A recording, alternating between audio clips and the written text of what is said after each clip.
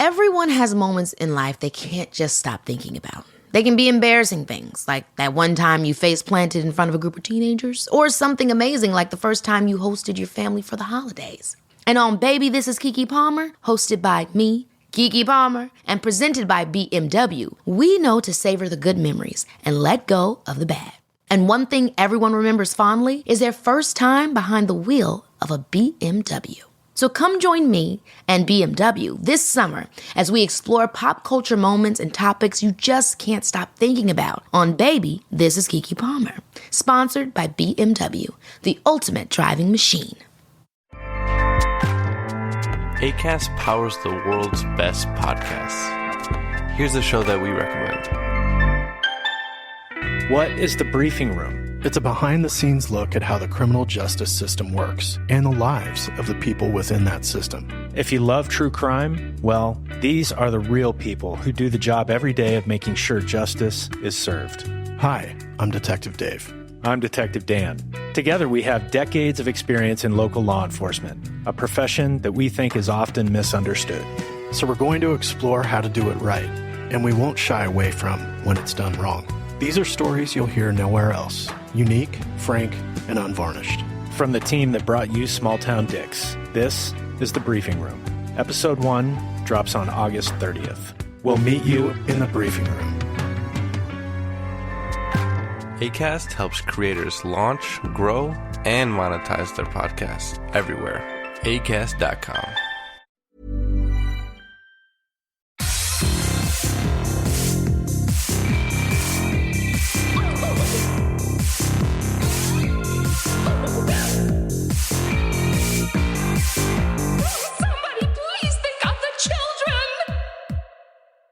And welcome back to Scarred for Life, the podcast where we open up old wounds by looking back at the films that scared us as kids. I'm Terry. And I'm Mary Beth. In each episode, our special guest brings with them a movie that traumatized them as a child. This week, our guest is filmmaker Mattie Do. She is Laos' first female filmmaker who is bringing Laotian movies outside of Southeast Asia in powerful ways. Her latest film, The Long Walk, is out now on VOD and has a physical Blu-ray release through Vinegar Syndrome Films.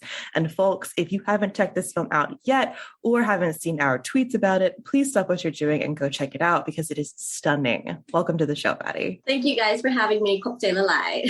Thank you for joining us. It's very early where we're at. It's very late where you're at. I think you are the furthest away we have recorded because I think the first up until now the first we recorded was in Morocco. We're farther, yeah. Yeah, the furthest away from us. So thank you so much for staying up late to do this with us. We're really excited to chat about your film. Dude, I much prefer staying up at night to talk to you guys than like waking up in the mornings.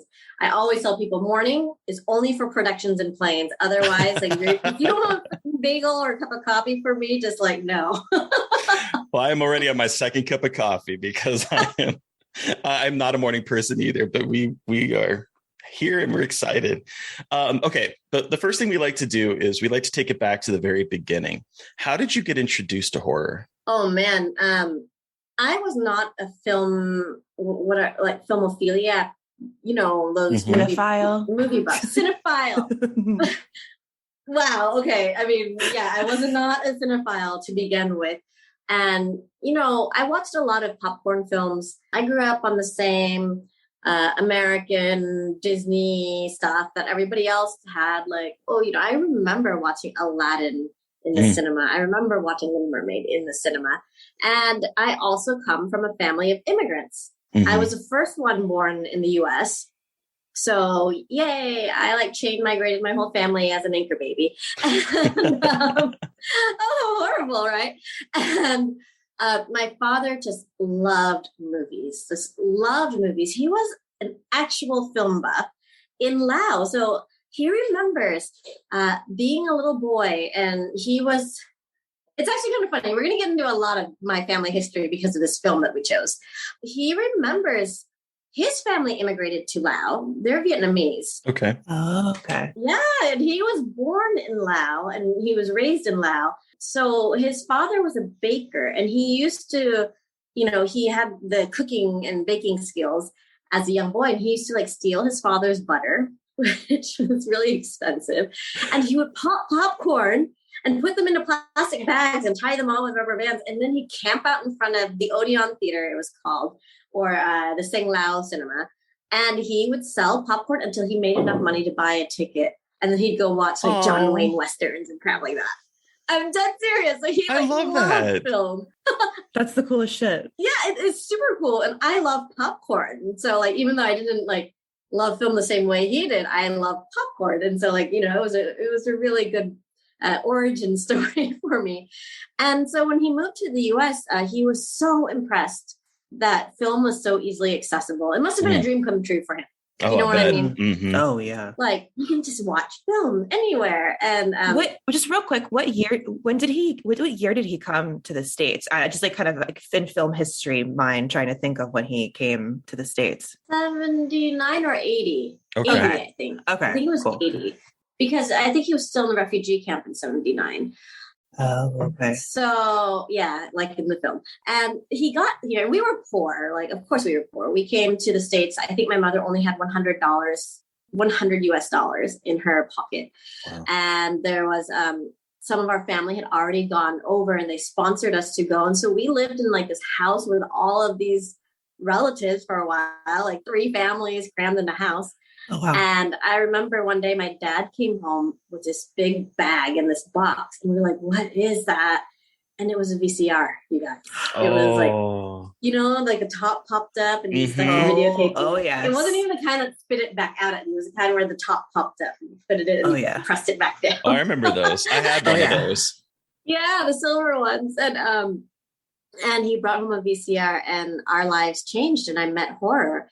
Because he would go every Friday night to the VHS rental stores. I always say this in every interview because it's so vivid to me. Like walking in, they had that awful office carpeting, the carpeting that has no fuzz. And it's like a little sticky. It feels like a little sticky and you don't really know why. Oh, yes. And it's really flat. And it's like cardboard. You could cut it, right? And it had that smell, that mildewy, musty smell. Always. Every video store had that smell. It sure does. It sure does. And they does. had the awesome cutouts that are like bigger than you as a child. So imagine you're looking at Jason with his fucking mask or Michael Myers or like, what's his name? Pumpkinhead. And they're like amazing cutouts. And I was like, I'm pint sized now, you guys. I'm like literally 5'4", 5'3". And so as this little girl, I'm like staring up at these like horrific like cutouts. And they always had the best video boxes. Do you remember those? Like they stuck them with foam. Yeah. Oh, so they had foam inside so you wouldn't steal. Yep. And the artwork was always so like evocative and just it really catched your eye. Mm-hmm. Yeah. And it totally catches your eye. And so he let the kids select a film and he and my mom would select a film. And so sometimes a little bit of horror would sneak into the selection because like you said, the covers were so cool and evocative that as children, we couldn't help but be attracted to the covers. Mm-hmm. But it was like horrible because I couldn't ever get through a film or I'd have nightmares or I was watching it like behind closed eyes because I had chosen a film for the cover. I judged a book by its cover and it was traumatic. Do you remember any of those films that you might have watched through your fingers? I remember all the Freddy Krueger films. I don't remember fine details. Like I couldn't tell you all the characters and the stories from beginning to end. I remember Camp Crystal Lake super vividly because I think that's the first time I saw fucking too as a child. Because there was so much of that in those old 80s films, right? Mm-hmm. And I remember the whole cabin thing. And the first time my parents sent me to camp, it was fucking terrifying. Oh no. You're like, this is the end. This is the end. You're shipping me off to death. Where's Jason? So I remember a lot of them. I remember one that I've never seen, and I think I should watch it because I loved the cover so much. And it was called April Fool's Day, and I admired the new sprayed. Right? Do you guys remember this? We actually recently watched it-ish for the podcast, and I watched it for the first time. It's so good. It's so good. It's like campy, funny, ridiculous, but it's so good. And there's some queer subtext going on underneath. It's good. Is it intentionally campy and funny, or is it like just because it was the 80s? The campy part, I think it's trying to be funny in parts of it, but I think the camp is a little bit unintentional, but like I think the plot is so crazy and outlandish, that's intentional. I think like the weird places it goes and how like over the top it is. I still haven't seen it, but that cover, I could probably draw it out. Like I remember the positions of the people at the dinner table. You know, some of them are like leaning over the top of each other, trying to say hi to her. And she's got her champagne glass and her knife behind her back. Yes. And I just remember this cover forever. And it wasn't also an overly sexualized cover, which in the 80s, most of those VHS covers were super overly sexualized. And look at me now. I grew up loving champagne too. Now, do you enter the room with champagne and a knife behind your back? Yeah, I also have really good knife skills, you guys. I am Asian. Yeah, I am Asian. I can't even remember the first time my parents put a knife in my hand and said, cut vegetables. So, did your parents like watch the horror films with you? Like, was it kind of like an experience you guys had together with horror movies? Often, no. Because they were at the kiddie rentals, you guys. Mom and Dad were watching their films. They were like, we're watching cinema. Like, we were watching real films, which by the way, my dad was watching shit like RoboCop and Terminator. That's horror too. Like, you might not. Yeah, I mean, it is. We could get into a fight about that, but it's like basically horror.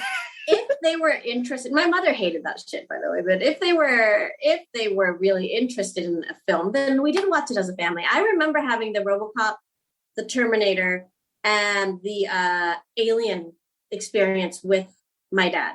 I remember that experience. I remember we used to do something that was so sweet, and I don't know if it's normal for other families or not. And this is a really sweet memory I have of my family is, again, my dad, I don't know, he had like the strangest priorities when it came to spending money. You know, as immigrants, we were very thrifty a lot of the time. But then like he fucking threw down on a big screen TV. And I don't know if you remember what those big screen TVs were like back then. They were like wide. They were wide. They were thick. They were heavy. Super heavy. They were as thick as like 3 people standing like pressed against each other. You know what I mean? And they also had a king size bed, and we would all jump into the bed with them. Aww. All 4 of us. At the time we were 4, now we're 5. And we would camp out on the bed and watch, because the big screen was in his room. It wasn't in the fucking living room. Hell no. The big screen was for Mom and Dad. And so we would jump on the king size bed and we would watch some movies with them. And I remember the Alien experience in the big king size bed with the rose-colored bed sheets and the ruffled duvet comforter, right? That's what Americans call it, the ruffled comforter. And this fucking alien on big screen. That's amazing. That's amazing. Yeah. That is such a sweet story. That sounds like the best way. Like we would sit on the couch and watch like together as a family, but like the idea of like the bed, like you all are cuddled together. Was really sweet. And then we all had like our own blankets and stuff. Like the kids, I had my own blanket, and then like Mom and Dad were like against a headboard and against all their pillows watching the bed. We were like at the feet, you know. Oh my God. So I have to ask, because Alien was a formative movie for myself. Did it scare you? It scared the fuck out of me. It scared me so bad, and it influenced me so much. I didn't say anything about Alien, and because many people had already picked Alien, Aliens, and subsequent Aliens, right? And my friend Alexander did an amazing documentary about the screenwriter of Alien. God, I can't remember what it was called. You guys will have to like find it and announce it in the podcast. Alien, Alexander Philippe. It influenced me in a way that I didn't even realize. And if you've seen my second film, Dearest Sister, there is a scene where the blind girl is looking for her phone, but she's blind and she has to feel for it, but she's entrapped by her cousin, who has gone nuts, like trying to control her, basically, kind of like Misery style, right?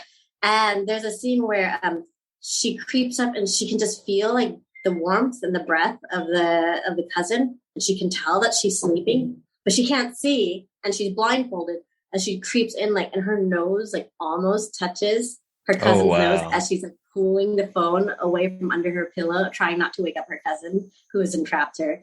And then the mother ghost visits the blind girl on the terrace, and the mother ghost's face comes in like with this heavy breath and just breathing on her, and her face is bleeding and like scraped off. Wow. And she's like eye to eye with her daughter on the first ghost visitation, not the first, the motherly ghost visitation. And a film critic mentioned, wow, it had such alien feels to it in these scenes. And I was just like, it did. Like, that's how much it subconsciously influenced me. And I didn't even realize it. I haven't seen it since I was a child, you guys. I love hearing those stories. I feel like I hear those stories like more than I ever thought about, people being like, oh, this movie influenced me, but I didn't even know until someone else pointed it out. Like, I love that horror movies can really get into our heads so much that they become like a part of our creative process and our thought process without even like realizing it. I just think that's so fucking cool that you're like, oh fuck, yeah, of course that's alien. Like, it's so cool. I love that. Yeah. Also, was the documentary Memory, The Origins of Alien? Yes, that's it. Yep. That's okay. it. That's what I thought. Yeah, I wanted to actually see that one. It started doing festival things, and I always missed it. But it's on my list to watch. I was like, that sounds so familiar. I know that I've heard of this before. Yes. Okay. Yeah. Cool. So like, Alien has influenced many people, and like I said, even my friend Alexander Philippe made this like incredible documentary, Memory, The Origin of Alien, because he was so influenced and, impressed probably at a young age as well. I think he's the same age as I am, by Alien. And I think that that's one of those things, like, we all grew up with, like your podcast is called Scarred for Life. We all grew up with these scars from these films that stayed with us into adulthood. And it's even funnier when, as adults, some of us become filmmakers. Yeah. So the scars have become useful. So that actually like transitions to our next question about like now. So like, what draws you to horror now as an adult and as a filmmaker? Honestly, for myself, of course, there was the love of horror, right? As you guys can tell that I adore horror films. I adore genre films. And it's not just film. It's everybody loves to be a little bit scared and thrilled. It's like the campfire stories, you guys, like the ghost stories by the fireplace, or just even the girls' like mysterious chatter, like, oh my God, the other day I was home alone, and you're like, what?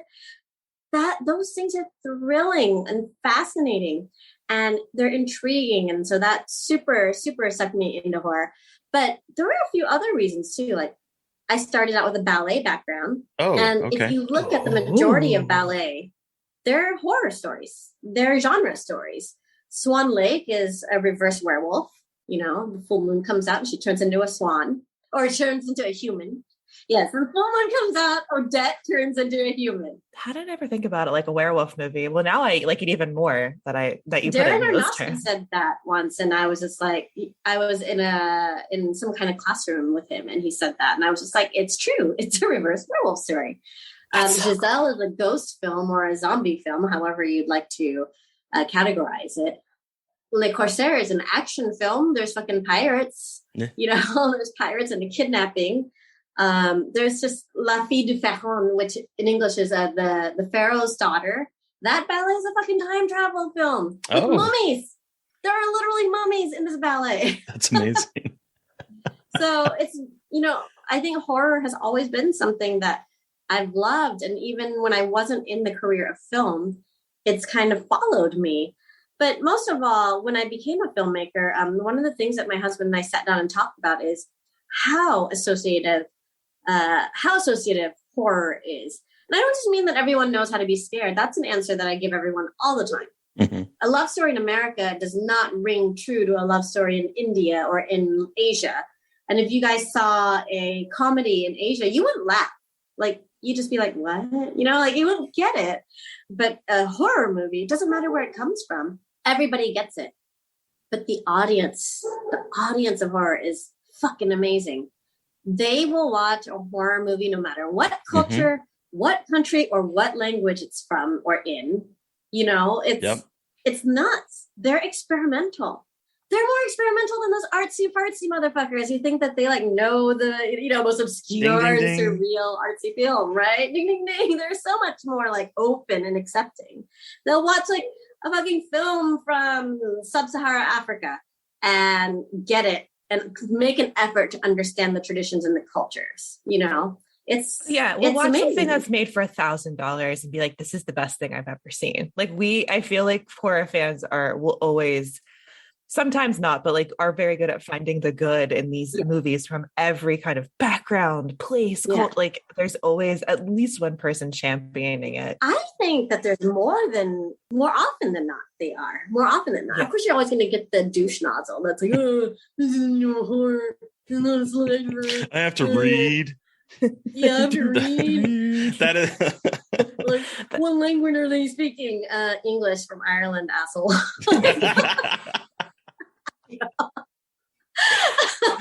But you're always going to find one of those. But I think the majority of horror people are not that. I would agree with that. I think a lot of horror fans are so eager to watch anything scary and cool. They're like, I don't give a shit if it's in another language. Like, if you're going to scare the shit out of me or give me like a story I've never seen before, then like we will do anything. The lengths I have gone to find movies on the internet to like watch them. Like, I love found footage movies. So I like, and sometimes they are very hard to find. So like the hours. Did you see Asylum yet? I love that found footage. That movie is great. Asylum is so great. It's so good. That movie is incredible. It is I have good. evangelized that movie all across Twitter when I found it. Terry, Terry actually was the one who introduced me to it. I wasn't sure if you guys knew about it in the West because like it came out in cinemas here. You know what I mean? Because of course, Asia. So like, I would have loved to have seen that in the cinema. I just saw it on my TV really at home. Scary in cinema. I can imagine. It's terrifying. The close up when she like with her eyes and she like, makes that really horrifying sound with the hands really behind her the head face. is what always gets me. The hands just coming up behind. But I think it's because people are starting to really discover it. More and more people in the West are starting to talk about it. Mm-hmm. Terry talked about it. I've been talking about it, and it's streaming at a bunch of places now, like on Western streaming services. So more people have seen it, which is very exciting because,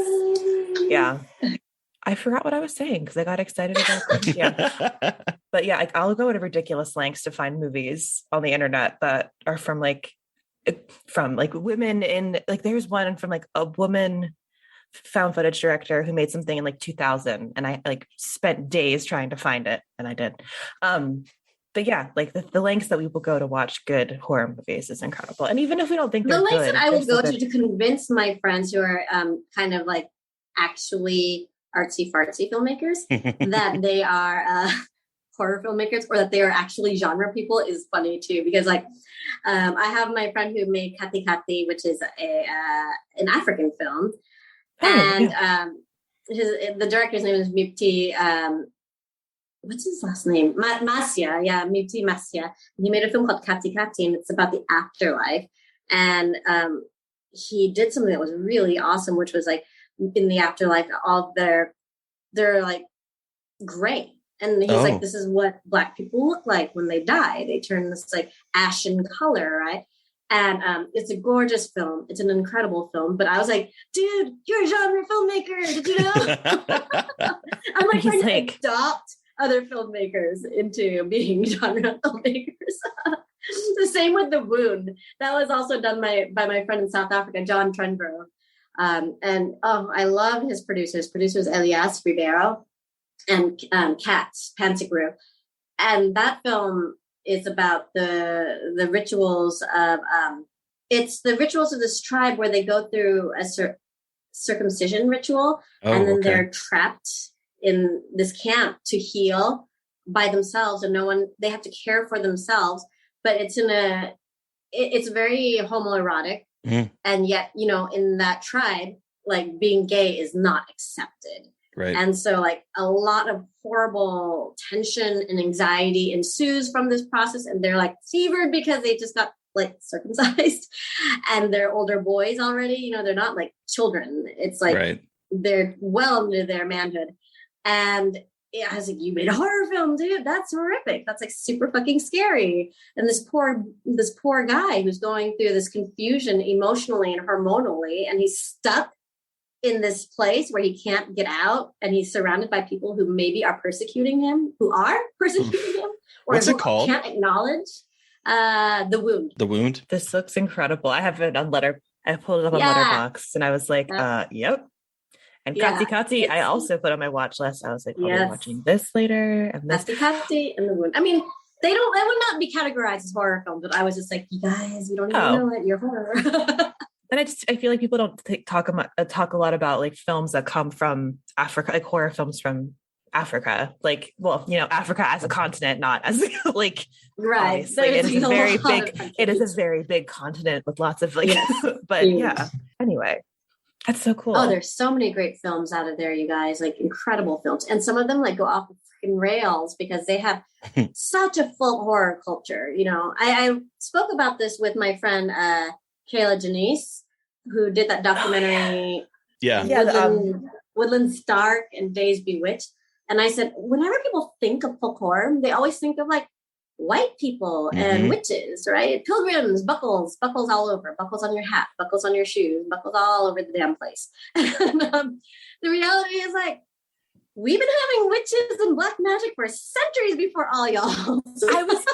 This is so funny. I was just talking about this with Terry because we're watching a bunch of folk horror movies for like our mini episodes. And I was like, Asian folk horror is my favorite because it's not like, it's very different than like versus, cause I feel like in like Western folk horror, it's very much like against Catholicism and stuff, but like in Asian, which is a very Christian slant. Yeah, but like Asian, which I know is a very big word, but like Asian folk horror is so different and so creepy and cool because there's so much more like centuries of background, like of context. Like I don't know. You have to watch Belief, the Possession of Janet Moses. That's a indigenous horror from New Zealand, and that's real.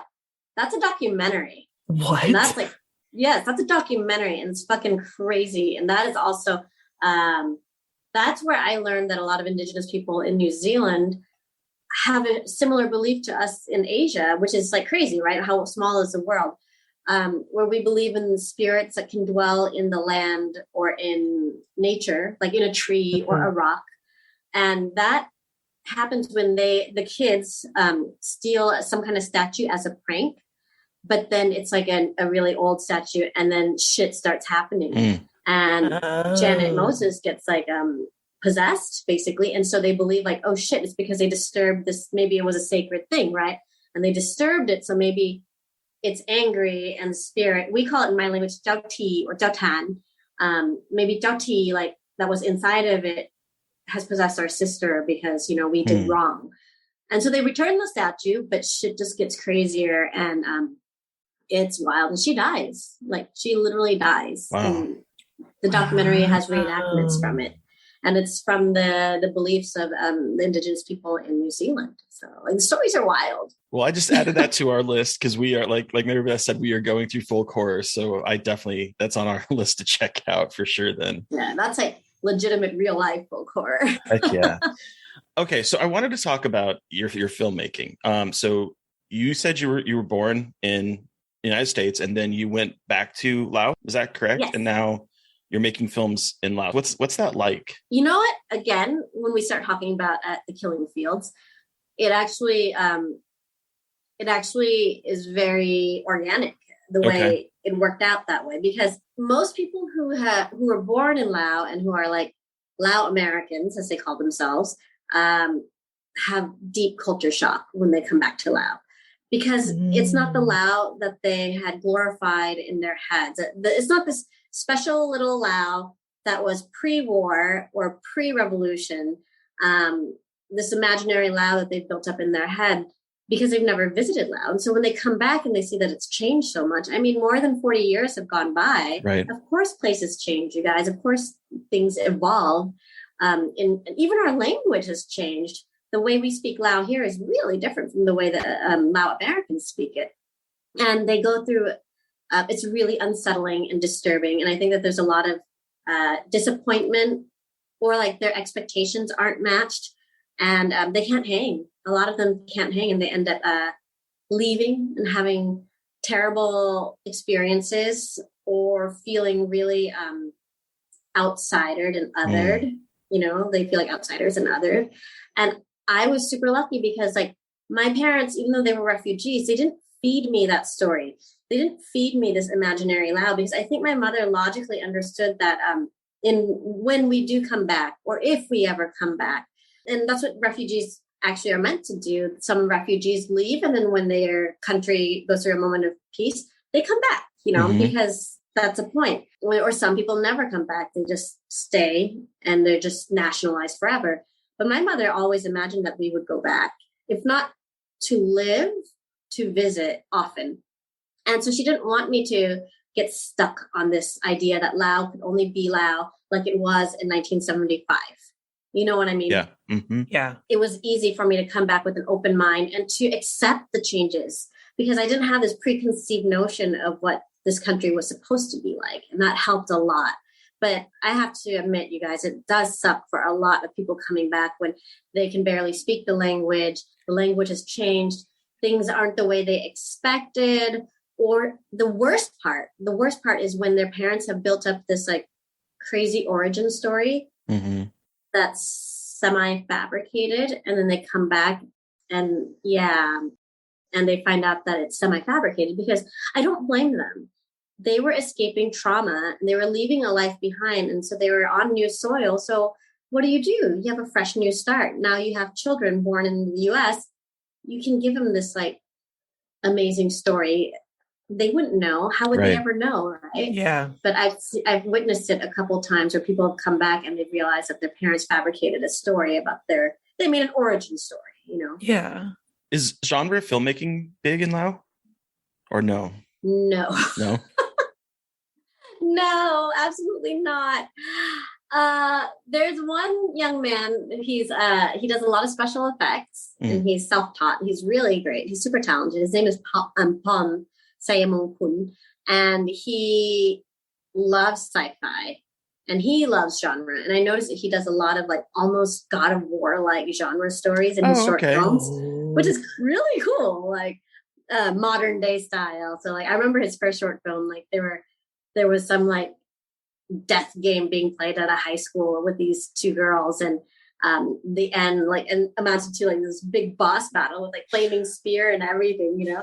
And I was like, okay, dude, I'm excited to see your first feature someday. He's gonna be off the rails. Then there's another filmmaker who did a thriller for his first film, but after that, subsequently he started doing like rom-coms and romance dramas. So maybe I don't know, like I'm not sure what happened with that. And he did At the Horizon, which is a fun thriller. And then there's another young man who's working on his first feature right now, and he seems to like genre film as well. And I think that his current project that he's working on is like semi-sci-fi, semi-thriller-y. Not like super sci-fi, but like it's got a mind link aspect to it. Okay. So, but I don't know much about it. So that's it. Wow. I think I've named like 3 people. Wow. Yeah. Wow. And so you obviously are very into genre. You're on your 3rd like genre movie. And so The Long Walk, can you tell us a little bit about The Long Walk for those who are not familiar with this incredible film? The Long Walk is like incredibly difficult to categorize or define. Like it is a science fiction film. It is a murder mystery. It is a serial killer noir. It is also a ghost film. And it is also a time travel film. Like it's all of the above, you know. It's I like to call it like Back to the Future, but super fucked up and in Lao. That's perfect. And with a ghost buddy. And with the ghost buddy. Instead of Doc, it's a ghost. It's a ghost. Yeah. And she doesn't speak, but she doesn't speak. Just very. And she brushes her hair, not like Doc.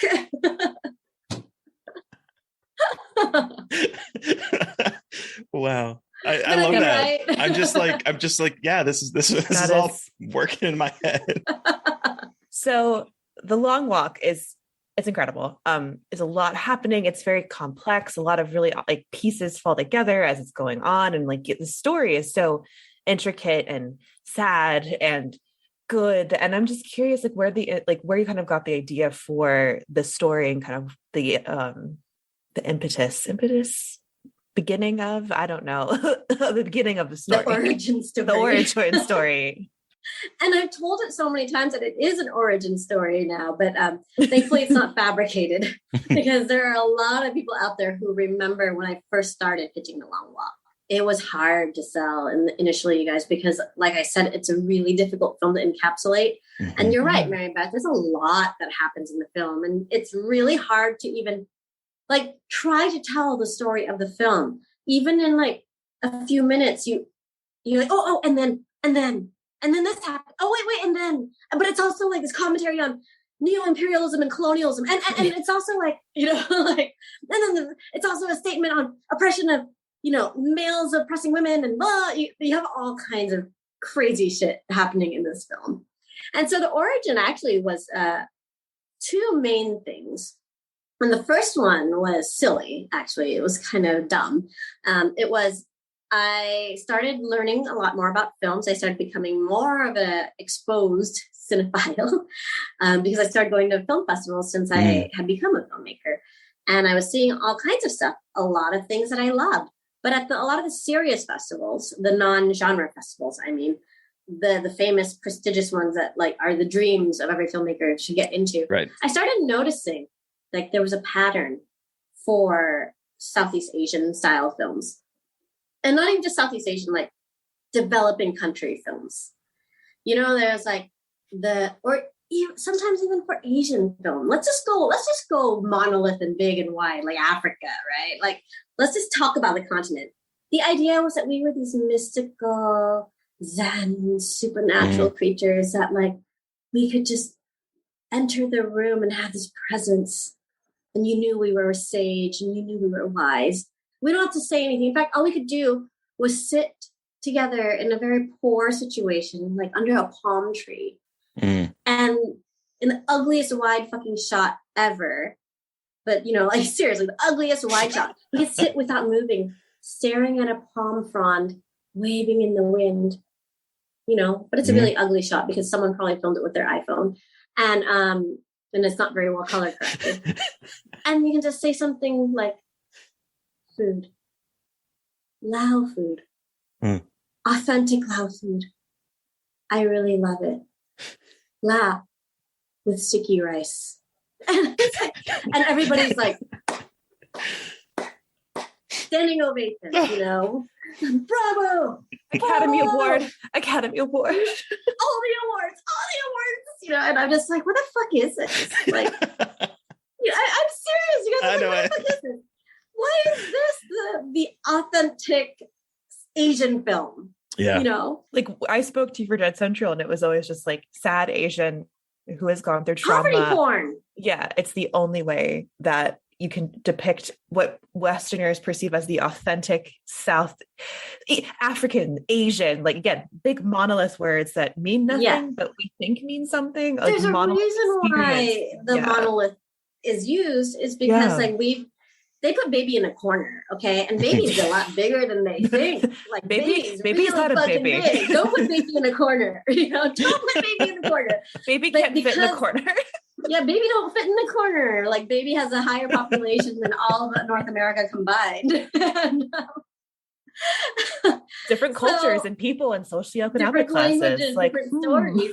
And sometimes I wonder, like, because that's what's successful, poverty porn, like, I started to think, like, are we making these films because we think that that's what will work? Like maybe my fellow filmmakers want to make some other fucked up films and they choose to make these like weird, like nothing really happens. People sit still and frozen and just stare at wind for half an hour and like a windmill rolls for a while, or you have like a shot of an escalator for 10 fucking minutes doing nothing. Maybe this is what works. And so that's what they're all trying to do. And I went, that's not very fair, But the worst was when some white person, a European, came up to me and asked me why I didn't make a more authentic film after they saw Dearest Sister. I was like, excuse me? Bitch, please. Like, what? Come again? Like, I wanted to, I was so shocked I didn't know how to react. I just said, what? How? And she's like, it's kind of vulgar that you would tell this story with all these like rich people driving like Lexuses and having like champagne in an Italian restaurant and like stuff like that and living in such a fine house. I'm like, you don't think we have fine houses in Laos? Like, In Laos, everyone lives in a dirt floor place and has no electricity, and they're not allowed. Straw hut. Yeah, straw hut. Yeah, no one's allowed to have money. Electricity that you're seeing on my face. This is like the power of a billion fucking candles, and that's why I have a fan going. It's really hot. And then I'm going to accidentally burn my house down for this podcast because you require me to have so many fucking candles for this, you know? But like literally, this person said that. And wow, I was a bit offended. Not a bit, a lot. I was going to say a bit. I would have been like, I'm going to burn the house down. I'm going to burn this building. I'm going to grab my 500 candles and burn your house down because that's ridiculous. The wax is dripping on me. One second. I'm going to hit you like with my birthday candle. I did not just insinuate like immolation of a human being. I'm so sorry. Yeah. But so I was just like, have you been to my country? Do you speak my language? Like, what the fuck do you know about my culture and my language and my people? Yeah. You know what I mean? And it was so offensive. And then I might have gotten really wasted and called my husband and said, we gotta make fucking authentic poverty porn, Chris. Fuck them.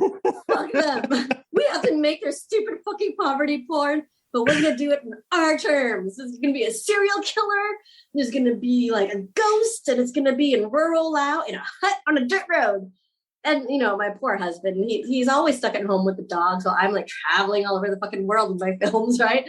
And he's like probably like with his beer taking notes like, yeah, okay, serial killer film, poverty porn, dirt road, check, wow, check, got it. Okay, see you when you come home, darling. And look what you have now. Yeah, and then look at us now, The Long Walk. Like, it is a hilarious satire of poverty porn, actually. I love a spite-fueled origin story for a movie. Yeah.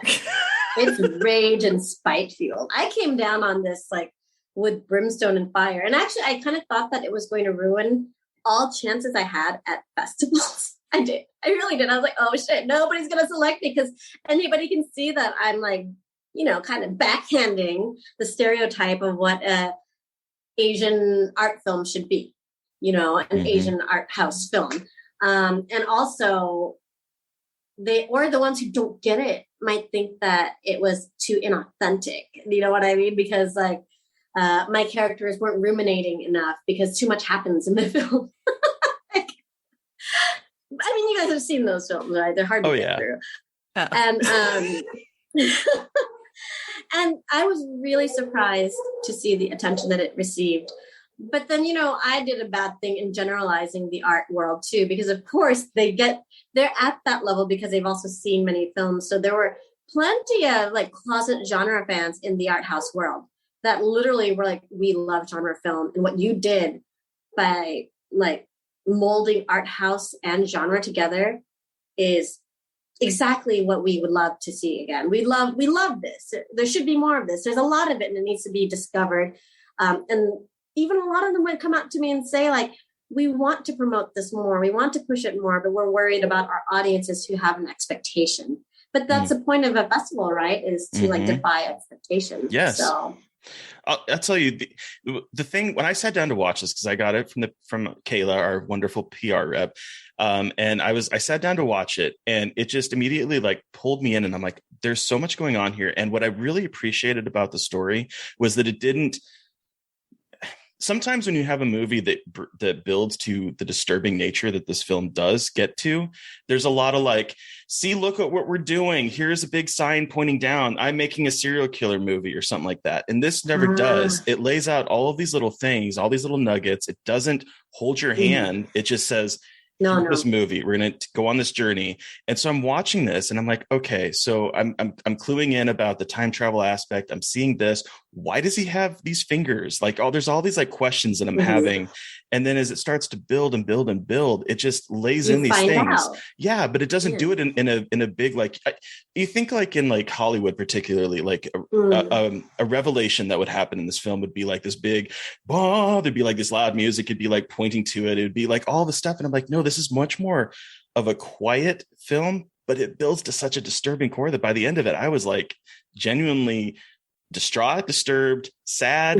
And I was thinking about it. I watched it for the first time 2 weeks ago and I have not stopped thinking about it since then. And I just love the way the story is constructed.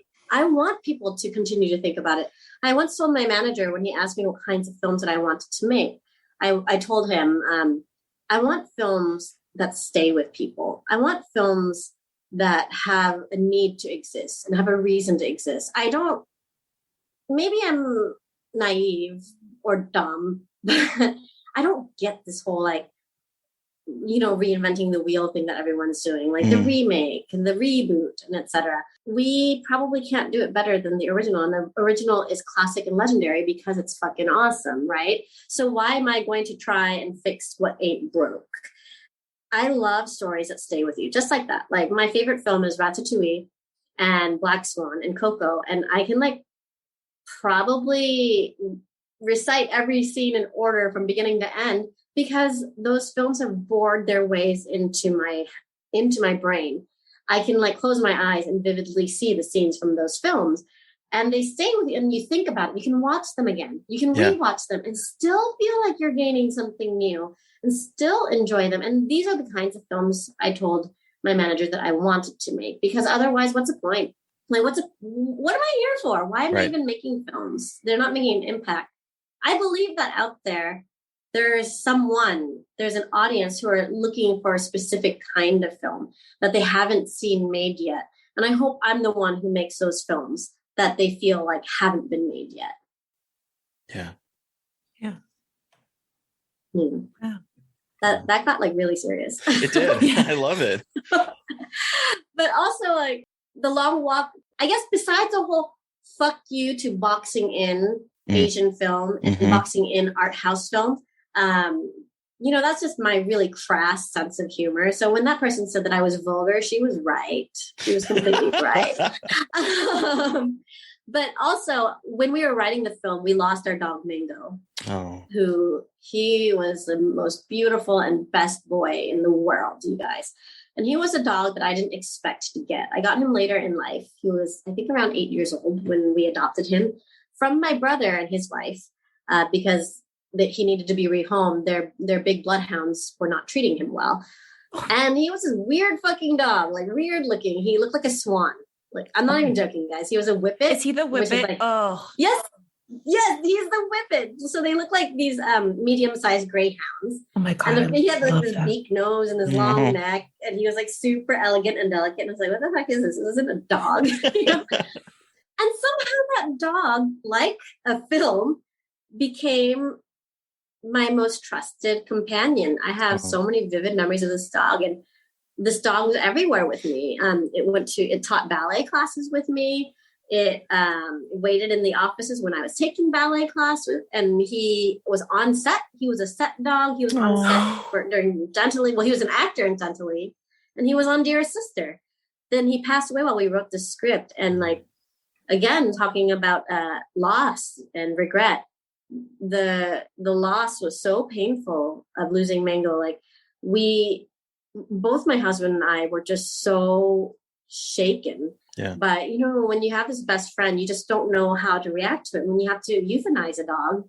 Oh. He was 17 years old, and you have to euthanize him. They can't really. They can't tell you, if it's time to go or not. And I have a lot of guilt about whether we should have done it earlier, or I don't know if he was in pain or not. And we kept asking the vets, and the vet in Asia, they're not like the American vets. The American vets will be like, yeah, let's put him down, right? Americans are very quick to euthanize. But an Asian vet, maybe because of our Buddhist background, they're just like, we cannot make this decision. You need to make that decision. It's a hard decision so too. All we would do was ask them, how is he doing? His heart's still strong. And it wasn't until he stopped eating that we had to do that. And it really bled into the film, and that's where the factor of euthanization came in. And also thinking about losing my mother, who had cancer and chose to not be on life support and chose to not have chemotherapy because she was already stage 4. And so she couldn't understand why we would prolong such a painful existence for her. And she said, because she was very much in, her mental capacity was strong all the way to her dying day. And she said, I don't want you to prolong my suffering. What's a point of chemotherapy that the doctor recommends? Because the doctor also said that I'm in stage 4 and that the cancer has spread through my entire body. So like, why are we going to just make me feel sick and make me feel pain? Just let me go home and let me pass. And I think you see a lot of these elements in The Long Walk. Yeah, that really brings it together. I just want to say that, first of all, I want to give you if I could give you a big hug through the screen, I would right now. I know that feeling of having to make that decision about euthanizing a pet. Cause like I had a cat that was like my best friend, got me through like hard shit and then passed away. And it's so hard. I know how hard it is. So I'm giving you a hug. Virtually. Oh, I would God. grab my cats now and hug them for you, but they're kind of feral and I might lose an eye. Please don't lose an eye. Like I literally have holes in my shoulders and chest because like I try to shoulder sit them sometimes and it doesn't work. Oh man. See, my cat, that's where she wanted to sit on my right shoulder and she just wanted to perch right there all the time, no matter what I was doing. She was a shoulder cat. Mm-hmm. Yeah, that's so adorable. Oh, man. Yeah, my little feral cat loves to shoulder sit my husband only, but she won't shoulder sit me. Rude. Yeah, honestly. so rude. Oh my gosh. Okay. You guys, this is like, and it's, that crashing sound that you just heard was definitely one of those two cats going fucking nuts. If I was at my house, that would be happening in the background. My cats are not feral, but they act feral sometimes. So I mean, Mary, it's not a podcast episode without some cat doing something, because Mary Beth's Siamese cat likes to play with those door stoppers. They go. She likes to play with those. Oh, that's amazing. Yeah, she's a dumbass. Yeah. I love her, but she's not here in this creepy cabin. But if there's a sound of a cat here, I have to go because I'm haunted. Because then it's become the other genre of film that I really love and have just started to discover. It's become the genre of cat horror. My husband's been introducing me to cat horror because he knows I like animals. And usually like they don't kill the cat in cat horror. It's usually the cat killing people. So there are a lot of these old like 70s films like Eye of the Cat or Uncanny Tales of the Cat or whatever. Have you seen The Uninvited? No. Oh, it's like a cat that has like a parasitic cat inside of it. And it's incredible. That's disgusting. It's a super cheesy like creature feature, but it's incredible. Something I have to write down now. Yeah. Okay, yeah. So like I have a whole like list of cat genre films that I've been watching.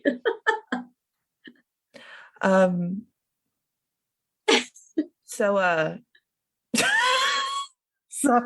guys, this podcast is like nuts. Okay. I mean, like seriously, I cry every time I talk about my mother and Mango, and it's been thousands of times that I've had to tell this story because that's the inception, as you said, of the film. But it never gets easier. No. Just like Terry, when you talk about your good kitty, it doesn't get easier. No, like that's been like 6 years now that I had to put it down, and it's still. I mean, obviously, get teared up just thinking about it every single time. Yeah. It's hard. I don't know why people always say that. They say like it gets easier with time, or or people move on. You'll move on, and it's like. Nobody fucking moves on. Like moving on is such a bullshit concept. Unless maybe I got concussed and had amnesia or something, then maybe I can move on. Yeah. And I feel like people just don't want to accept the fact that grief is like probably going to be a part of your life, but grief also has very different, like grief is so different for everybody and also evolves so much for everybody. Like it's not always being like stuck in sadness. I don't know. Like, right. I just feel like we're still weird. It can consume you. Yes. And that's what this film was about. I was going to say. And regret consumes the old man. Yeah, and like the selfishness of grief that can come with grief, and like how... And then he ends up inflicting this cycle of pain, even on himself as a little boy, going back to the past, inflicting this cycle of pain, which has basically entrapped this girl as well. And she's like stuck in this unforgiving loop, this unforgiving vortex of loss and regret, and selfishness. Yeah. And I was telling Terry, I was like, this is just like a portrayal of grief you never see, where like the negative side of grief, like you're not gonna like grief.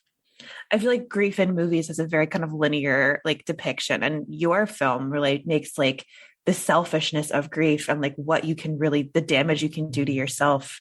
And the way you portray that in such a unique, fascinating way is like, it's an absolutely beautiful and incredible and heartbreaking, but like incredibly necessary. Cause I feel like, especially in horror, grief is seen in a very like particular way. It's like, you're very sad and a monster that is your grief comes up and you've got to defeat the monster. And then the grief is succeeded. You beat the grief.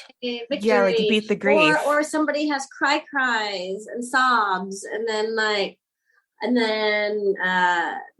like find out that there was a ghost here, and then they solve the murder mystery, and then they stop having the cries because they help the ghost, and there's like a sun coming through the window, and the sun comes through the window. Or like the worst is when like the grief makes them just histrionic and hysterical, the crazy woman trope, which I do, by the way, like the crazy woman trope, because I do think that women get gaslit a lot and get pushed to an edge a lot, and it's a reality. Like we do go through a lot of like mental trauma, but sometimes the portrayal of it is so fucking shallow. Do you know what I mean? Like the things that people do because of the grief and the torment they've gone through, or because they've been gaslit so damn hard, or because society cannot accept the way they grieve, pushes them to a certain edge. But in horror films, or in a lot of general genre films, like, oh, I'm so sad. Now I'm really crazy. I'm going to shout and have outbursts and stuff. And like, it's hard to take seriously, right? Yeah. And like, again, like you said, like, I think there are some great movies that do that, but you're like, The Long Walk is such like a unique perspective on grief as destructive, and grief isn't always having to cries, or like, it's such a weird cycle. And like you said, it can inflict pain in a cycle to other people in ways you don't expect. And it's just like, heart shattering, but so good. And all trauma is like that. All trauma has this ripple effect. And I think that The Long Walk is a very extreme portrayal of ripple effect, because ripple effect is also from the time travel and also from the actions of the old man, and how the consequences ripple out through his present or through the future, however you want to put it. And this is not just grief. This is also trauma, because like the traumas that he's inflicted to the girls when he becomes like the darkest side serial killer ever, you know what I mean? When he becomes a monster, and the traumas that the little boy of becoming that old man, becoming that version of the old man, becoming that monstrous serial killer. This is something that I think, of course, The Long Walk really amped that ante up, but it's something that people don't always talk about. I think people want to bury shit like that under the rug. They want to be like, okay, like we talked about it and it's fine now, or it's embarrassing to bring up, or let's just disregard it. Let's just ignore it, you know? And you see that a lot. And it's not just death and loss that can cause that. Any kind of trauma can cause that. Abuse can cause that. Not acknowledging a person for who they really are can cause that, you know, like. Yeah. Well, maybe that's an interesting segue to the movie you brought with you today, Mattie. So what film are we talking about today that you brought? Actually, I think I mentioned it a couple times in this conversation. We are talking about what I consider one of the scariest films from my childhood, and that is The Killing Fields by Roland Joffe. Is that how you say his name? I think so. I believe so. Yeah, Roland. So in The Killing Fields is the real life story of a friendship between two journalists, an American and a Cambodian, during the bloody Khmer Rouge takeover of Cambodia in 1975, which led to the death of 2 to 3 million Cambodians during the next 4 years under Pol Pot's regime. until he was toppled by the intervening Vietnamese in 1979. Wow. Yeah. So you brought a movie with you about genocide. Why? Why was this the movie your Scarred for Life pick? I mean, besides the obvious, it's about horrific historical atrocities. So take us back. How did you see it? We want to hear all of that kind of stuff. First of all, I had told you guys a beautiful story about, cuddling up with mom and dad on a king-size bed with the ruffled floral spread and the big screen TV and etc. and the bowl of popcorn. This film was the same situation, except This was not a child pick. This was not a child pick. And this was before I think this was even before we started doing hey, you can pick a movie every week too. I was so young. When I saw this film. This film came out in 1984, but I think I saw it when I was 4 years old. So maybe a year or two after it came out. So I was 4 or 5 years old. I remember it. And not only did I see it once and it scarred me and I had no understanding of the film, I recall later in life, I was still a child. I don't know if we fucking owned it or what. Literally, I don't know. My father played it again. My mother couldn't watch it. And he sat my older brother and I down and he paused the film during traumatic moments, rewind, play it again and tell us, don't look away.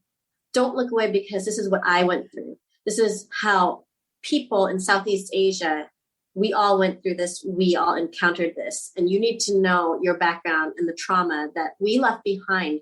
And you need to understand that your life in America was built on the backs of these people.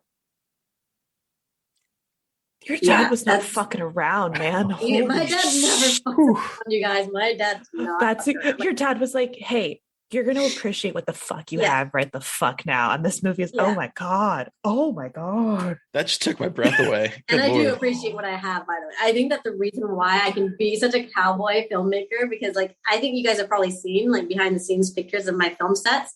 They're wild, right? It's 10 of us making a fucking movie in the jungle. And I think the reason why I can go through so much crazy shit and why I'm super resilient is because I realize that nothing I will go through in my lifetime, I hope, will ever even hold a candle to what, Dick Pan in Cambodia, what he went through, or what even my parents went through, which my parents didn't go through a massive genocide like that, because Laos didn't have a genocide as bad as that. We had a large brain drain. We had a large persecution era, which we'll talk about because it's part of the trauma of this film and my father reminding me. But imagine being a child under 10 years old, and there's a scene when they're still in the city, they're still in Phnom Penh, and all the journalists are being rounded up and they see the Khmer Rouge starting to come into the city and being celebrated. And they see these other guys, these other militants or soldiers being kicked over and shot in front of them on the street. Meanwhile, Pran is telling the journalists, get in the car, let's go. And you just hear off screen the shots 3 times. And you know that all 3 of those guys that they had on their knees the same time as a journalist got shot. And my dad pauses the film and he says, I was walking around Vientiane as a young boy and I was wearing bell-bottom pants and the leisure suit Larry outfit, because that was what was popular back then, right? In the 70s. And I remember a soldier who was not much older than me, young, kicking me over and holding a gun to my face and questioning me because I seemed too Western, because I was wearing what I thought was the coolest shit clothes ever. He was out acting like a peacock, yeah, I'm so awesome. Look at me in my bell bottoms. And then he got accosted and assaulted by this soldier and put in his place for being too Western. And I was just oh my God, my dad could have been shot. My dad could have been shot like these dudes. And how do you process that as a child? It just scars you. I feel like that's you have it as a child and then you go around with with your white friends probably and being yes. Y'all don't have I don't know how I would have as a kid, but that's going to be so difficult. Wild perspective. When you go out to the rest of the world with white people in school and stuff. And you're like, I remember because of this film, I have so many stories, you guys. This podcast can be like an all-nighter affair. I remember I was with one of my friends. I can't remember like if we were at some party or something, and she didn't get what she wanted from her mother. And she screamed at her mother, "I hate you, Mom, God." And I like grabbed her and I was like, you never say that to your parents. You never tell them they brought you into this world. They fucking keep you fed and watered, and you live this cushy ass life now because of your parents who could have been shot in the war. And she's like, what fucking war? You know, like, what fucking war are you talking about? Holy crazy? Shit. But as a child, I just thought all parents were refugees. All parents lived in refugee camps. All parents had guns held up to them. And my mother got especially emotional over the scene when Pran is just sitting in the, I guess you could call it the re-education facility, where it's just like they were training the little kids to march and you remember? And the kids were saluting and marching, and then they just had all these adults like super beaten down, super quiet, with no results, kneeling and watching them. And then they would start playing on the loudspeaker, and someone would walk up and down like, do you speak English? Parlez-vous français? You know, we forgive you for the past. We want to build a new Angkor. We want, you know, the old ways of Angkor are dead to us, but we want to bring you back as our brothers. And people would raise their hand. Are you a doctor? Were you educated as a doctor or as a scientist or a journalist? Were you a journalist? And people would raise their hand. They'd be taken away. Yeah. And they'd hug them, be like, welcome back to like the new revolution, right? And then they disappear because they got fucking killed. And my mother remembers, because she was Francophone educated. She went to the Lycée Vientiane, and their education was French. And she remembers that she felt in danger. The reason why we immigrated was she felt like it might be untenable for her because she was a valedictorian of her high school and she was French educated. And she was worried that this new government would not accept her because she heard about what had happened during the Khmer Rouge. You know what I mean? Right. She knew that was happening right over the fucking border. I was going to say, like, not very far away, really. Yeah, exactly. And the Vietnamese were also the main influencers of what was happening. And we were getting bombed by the Americans. And the Americans didn't tell the Americans that they were like dropping bombs over the Ho Chi Minh Trail in our country. You know, like our government knew about it. And there was some infighting in Laos as well, because we were also having our own civil war, besides the Vietnamese war happening next door. And so my mother was just like, this is not a good such situation for, you know, educated elites. And even though my father was not an educated elite, and he is actually Vietnamese, so he was probably more fine. She was just like, we got to go. Yeah. Like, I am pregnant and we should go.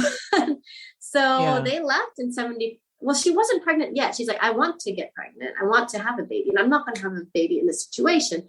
So they left in 75. She got pregnant and gave birth in the refugee camp. Holy shit.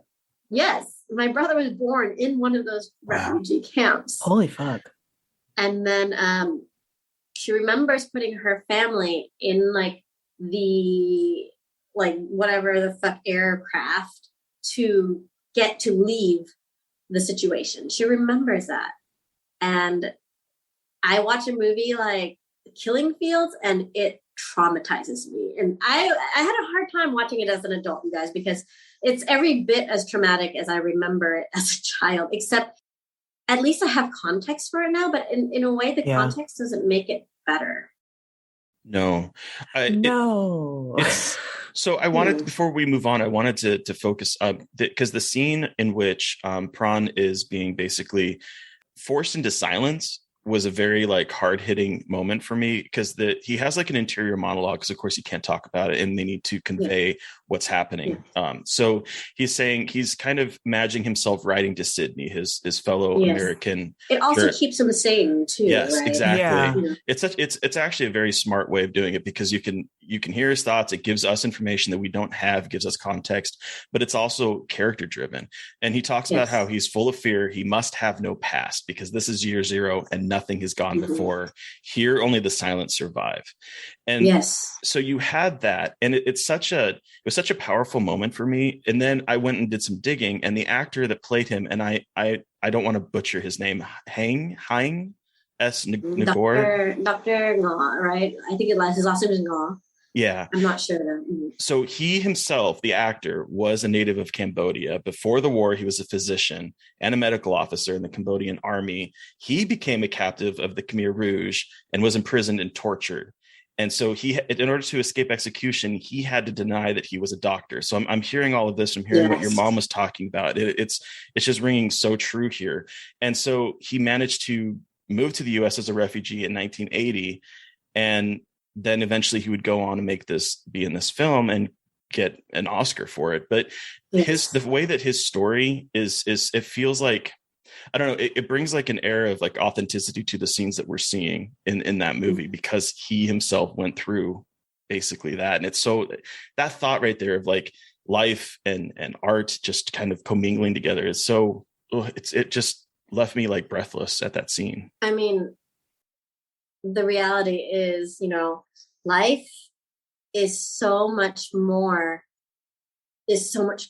bigger and more extreme and more disgusting and revolting than art can be. I believe that art comes from our life experiences. Art comes from lived experiences. So like art can only express so much compared to what people actually had to go through. And so this doctor went through that. Dikpan went through that. My parents went through that. And like so many other people went through that. You look at most Southeast Asian faces in America the next time you're like just walking around, and they probably have some kind of history that relates to that. And you just think about that. That's interesting that you bring that up, because it's another thing I wanted to touch on with this movie is that, like, in American school systems, we learn a lot about the Vietnam War, I did not learn anything about what happened in Cambodia when I was in school. Yeah. And you don't also learn what actually happened during the Vietnam War too. Oh, absolutely. Dropped what is it, Agent Orange on us, and how we still have people now who are affected by Agent Orange. We still have bombs in Laos now. I was going to say, it happens often. Actually, someone just died from accidentally detonating an unexploded ordnance out there. And we don't know this. It's not taught. So they teach a super sanitized version of Vietnam War. And it's when Sydney is super pissed because he's trying to get to where the Americans are actually bombing and denying that they're there. And he gets there and he realizes that the Americans have brought their own journalists and are giving them this guided tour of that area that they've like shelled out so that they can feed a sanitized version of the story to the American press. I just laughed a little bit because I was just like, we're here in this age now. We're always talking about, the MAGAverse going like fake news. And I was like, you guys don't even know the extent of it. Like fake news, fake history. And yet fake history. Yeah, super fake history. And now they're all crying about wanting to teach advanced like sociological studies about, like, for instance, critical race theory. They don't even understand what the fuck critical race theory is.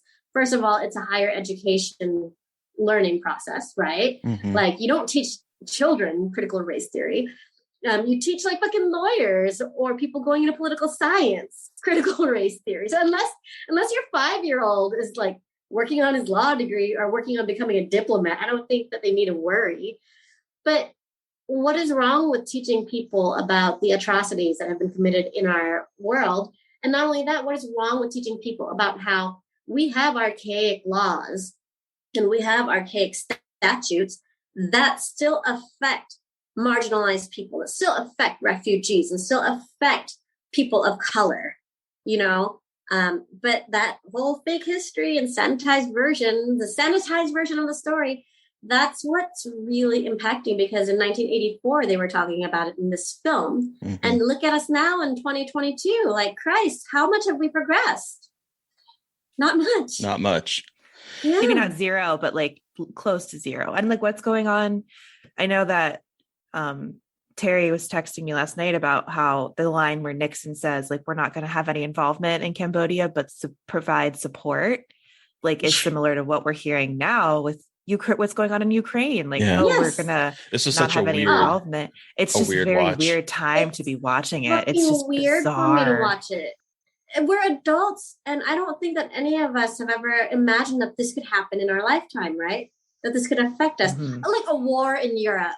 My God, like who in the world thought that this was going to happen? The Ukraine thing super affects me right now because I am a child who's a product of war. Do you know what I mean? And I'm a child who is a product of refugees, and I'm seeing these Ukrainians fleeing their country or like seeking shelter. And some of them are going to have to be in these temporary internment camps, not internment camps, but like, you know, refugee camps and stuff. Yeah. And they're going to be children who have to immigrate to new countries and learn a new culture and possibly be persecuted for coming from a place that's foreign. And it's wildly deja vu-like for myself. I mean, Ukrainians are Occidental and they look white. So maybe they'll the children, if they're fluent in whatever language they learn in their new Western country, well, they're Western, but, you know, in their new home, wherever they relocate, maybe they can fit in a little better than I could.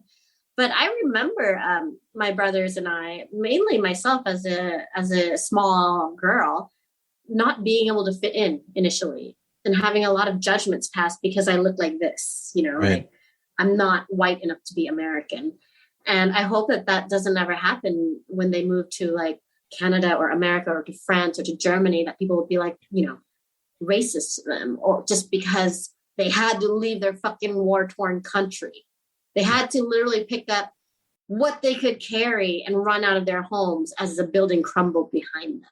It's really traumatic. I've been having a lot of nightmares about it, but also because I'm saddened, not just by the Ukrainian situation, but by the fact that there's so much news about it. And the junta in Myanmar has been also committing genocide and have been massacring their own people and have been persecuting a lot of their own people. And they've completely taken over the country. Like literally, they had an uprising and overthrew their own government. It's been more than a year now, I believe. And I've had friends and acquaintances that had to flee. I know people who are in a refugee camp right now, whose film played at the Oldenburg Film Festival while I was there, and who the directors of the festival are like trying to find ways to help them or to send them things, and nobody gives a shit. And I always wondered, you guys, is it because they're brown? Like, do they not make the news because they're not white enough? Right. You know, the shit that's happening in Myanmar and Yemen, I feel like I never hear about it. I don't hear about it, but it's equally bad, actually. Well, maybe because they don't have the same resources. They don't have the same resources that but they Ukraine also has, probably don't. Yeah, they don't play the same importance in like the Western political theater. I think they don't have the natural gas line. They don't have the salt, like the deep water port that won't. Like they don't have the precious metals or whatever, right? That like everyone's trying to get right now.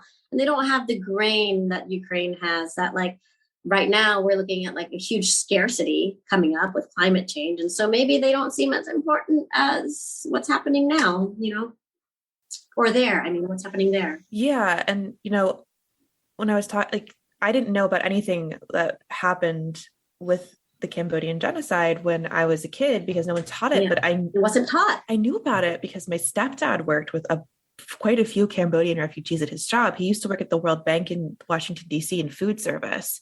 There were a lot of,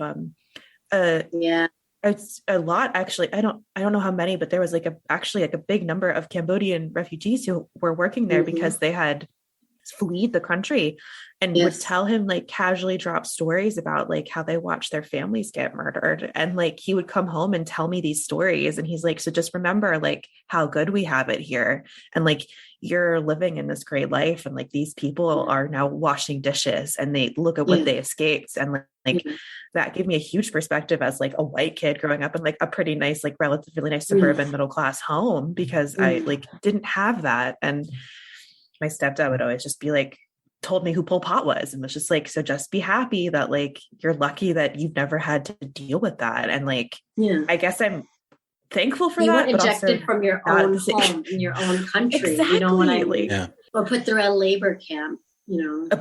I know. And he was just like telling me like just the details. And I was like, I wish you weren't telling me this, but I know it's good that you are.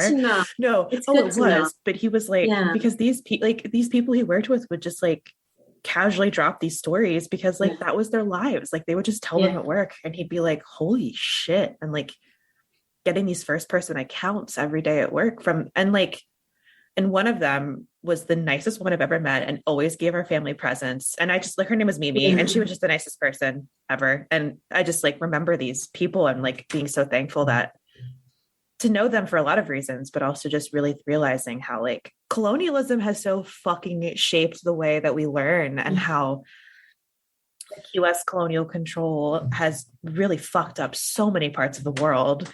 You know, in a lot of Southeast Asia and not even just American, but colonialism in general, and how like we don't learn about these horrific things except for like the movies like The Killing Fields when they decide to make an Oscar like. And I have some issues with this movie, and I'm curious if you guys do too, in terms of how it feels like Oscar bait a little bit. Like one, I know this is an incredibly important movie because not a lot has been made about this atrocity, and I think it's very important. But it also does feel a little trauma porny at parts. But I also don't have the context that you have, Mattie, of watching it like with your family and like it being so true. Like it is being like true to that experience. So I guess like I'm not sure if like my perspective. At first, I did think that because I rewatched it again for you guys, and in the beginning, the first half of the film did feel like that, and it was difficult for me also to see the film was so like Occidental perspective. But then halfway through the film, it becomes the French film. And they did this amazing hero switch, right? The main character was Sydney, and then they switched it and became Dupin. And I was like, oh. And then I felt better about it. I have to admit, I did feel those vibes. Yeah. But I felt better about it because it became the story. Yeah, in the beginning, I was like, I can't tell how I feel about this being so told from the Occidental perspective. I'm glad you said that because like the beginning part of this movie, some of it felt very, I mean, there's moments of heightened melodrama. There's the moment in particular that like stayed with me is right as Pran is being like taken out of the embassy and he's leaving. And the focus is on Sydney and it's raining and it's like this very like theatrical moment of like pure melodrama. He's like crying and the music is so loud and boisterous, but it's focusing on him and his pain by the fact that this man is being taken to totalitarian. Life is about to be ruined. Exactly. You know? And then, but I agree with you. I'm glad that we're talking about this last half because it's when I think the movie becomes its own thing because I like the way in which it kind of mirrors the journey between Sydney and the United States safe and Pran because Sydney is getting a Pulitzer. He's getting all of this like attention for bringing, you know, insight into this war and the horrible stuff that's happening over there. And he's not willing to publicly admit that, you know, he's the reason that Pran is probably stuck in this camp while he is celebrating. Like there's all of that. And then it cuts so smartly to what's happening to Pran and he's being in these re-education camps and he's like seeing all of the like forced labor and all of that kind of things. I just think it's such a smart way to kind of, I mean, this was, I think, for Western audiences in a lot of ways as like a teaching tool. And it starts off as being this sort of entry point that we're following these well-known actors. We're following wonder that, like, was it so that it could be more understandable and palatable? Yeah. And then you could transition to the character that you don't associate with so easily and so well. And this is one of the things that I kind of didn't like about the film was like, do we feel the sympathy and pity for the Asian because the white people do? And this is how we get white people to notice or to learn or to know about what's happening, is that we need this white protagonist first to like hold us, lead us into it, which maybe we did back then. And maybe, I don't know, like. Yeah. And like in the 80s, you think about that with the 80s, like, I think we had to, I think it was like one of those sad realities that you had to like have this like handsome white guy journalist be like the entry point. And the other thing that was, I think that kind of stuck out of my brain was they talk about other Cambodian journalists, but like why Pran?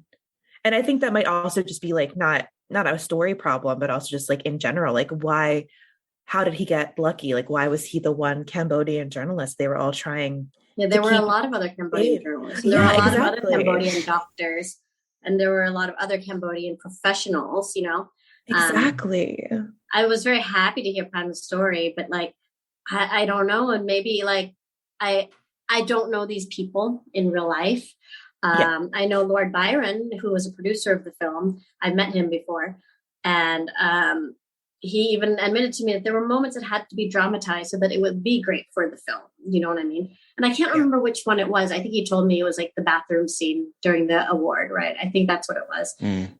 That was dramatized so that it could be like extra impacting, which is, I understand. It's, and I do admire that the film has a semi-documentary feel to it, but I just don't want to feel like it's white saviory, and sometimes it almost feels like it. Whereas Pan himself was like super strong and stalwart, and he was a survivor.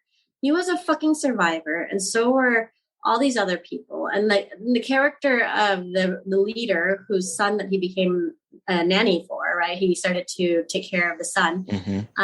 Even he was a lot more like the characters that my parents encountered in life and that I do know in real life, where it's like, I'm going with this. I love my country and I don't agree with everything that the Khmer Rouge are doing. And I don't agree with how we're doing it, but I do believe there needs to be a change.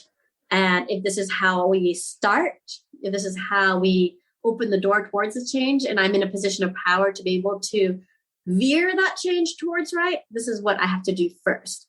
And that character, even though he wasn't a very big character, he was a pretty minor character, that is a reality of a lot of people here in Laos.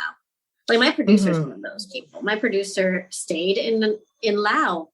He's a French speaker. He is an educated elite, and he stayed in Laos, and his parents went to France. Imagine that. Your parents left and you stayed. Yeah, and he's like the same age as my mother. Maybe he's like a couple years older than her. And he held down fort here when he was like supposed to be entering university. You know what I mean? He held down fort here, and it was like they wanted to put their eggs in multiple baskets, and we don't know how fucked up shit's gonna get here. So some of us are gonna have to separate from our families and loved ones. And if shit gets bad here, hopefully we can go meet you there. Or if shit gets good here, maybe you can come back. You know, and well, and like nobody should have to go through that separation. No, and like Pran goes through this, and I think there's like obviously a lot of questions about like, did he stay because of Sydney, or did he stay because he wanted to report on it? And I think there's not a clear answer. I think of the above. I think it is too. Black or white answer, you know. I agree. And unfortunately for Pan, it's not even like he chose to stay. Like my producer Domini chose to stay. Do you know what I mean? Unfortunately for Pan, he was a prisoner in his own country. Well, yeah. And like in the movie, I feel like he feels like he has an obligation to stay and report and show what's going on. And like, I think in the movie, they sometimes want us they feel like they want to be like, oh, it's all Sydney's fault, but it definitely is it's not that black and white. I think it is very much like not black and white. No, and it's also, like, well, I should stay and like, you know, have an obligation to my country and to report on it. And it's like, you know, again, with this idea of telling the truth about what's actually happening here and like giving a perspective on it and being there to give as a Cambodian person, your perspective on it, not just like a white guy's New York Times perspective on it. Yeah. One of the things that I noticed in the film that I don't think it's brought up very often is just the amount of privilege that the white people have. I'm not saying that they didn't face down death. They were also like knocked down to the ground, had rifles in their face. They also didn't know when a building would explode or not. They were also huddling in the French embassy, wondering how they were going to get out and getting onto convoys to get out as well. But there was always this sense of entitlement and privilege where it's like, American, U.S. passport, let me through. Like, I'm like better. You know? That was the thing that jumped out at me watching this for sure is there's the moment early on in the film where Sydney and Pran and a bunch of people I think it's just the two of them get arrested and they're held in a camp and Sydney is just pissed off. Like, I'm gonna bust out. He's like, I got a story. I got to get to New York. And he's like, I'm an American citizen and I am walking out of here. Killed. Yeah, exactly. Get us killed. And this kind of privilege that he's like throwing around, and all the other Americans are throwing around. You see them also. They're like eating at these ultra nice cafes with these like Cambodian waiters that serve them. The embassy, scene, right? But the embassies, like they do have. It's the embassies are where they can escape. Like there are safe zones for them. And then when there are Cambodian refugees like at those embassies, the Khmer Rouge are like, no, we give us the Cambodians that are behind your walls, and they get to stay behind these literal walls of protection. And hang out with their champagne and the piano and the pool. And I'm not saying it's luxurious. Of course, they're all crowded in there. But I'm not even talking about that moment. I'm even talking about earlier, whenever they're in a dinner scene or going out to meet someone to discuss something. It's like at a fancy hotel with drinks, right? A posh bistro, or etc. Like places that catered to the white people who were there. Do you know what I mean? And the waiters spoke French to them or spoke English to them. And I can't help but wonder, you guys, and I'm not saying that this is the case. Like I said, I don't know these actual people. If, in a way, Patton didn't also feel a little bit protected because he was in this aura of the white privilege. And he felt maybe like, I mean, of course they worked together and they had an amazing relationship, but maybe he felt like he was going to be safer. Maybe he was going to get away because he was surrounded by so much of this white privilege that maybe he fell into that like mentality, not realizing that as a Cambodian, that wasn't something that was offered to him. That wasn't an opportunity that come to him. I completely agree, because there's the moment where they're at the embassy and the Cambodian people are being taken out, and there's a moment where he's able to escape. There's people and they're going to escape to Thailand. And there's that moment where he's like standing there. There's a bunch of Cambodians about to like make their escape. And he stays because there's that idea, I think, of that whole white privilege that is surrounding them of like, oh, we're going to get you a passport. We're going to fake it up. We're going to do all of this. You're going to be fine because you're protected by us. And we have this power because we white. Right. We white bitches. You know what I mean? I felt that, you guys. And of course, I never felt that as a child. No, but like watching it now as a 40-year-old woman, I was just like, this feels, I don't know. I was uncomfortable with it. I have to admit, I was very uncomfortable with that. I was kind of uncomfortable with the way the movie ended, to be perfectly honest. Oh, with the big hug with Sydney and the big hug. And yes, because it's like all the faces of the poor brown folk, like looking at them longingly in this fancy car and this white guy with his fancy button-up shirt. Oh my God, a shirt with buttons.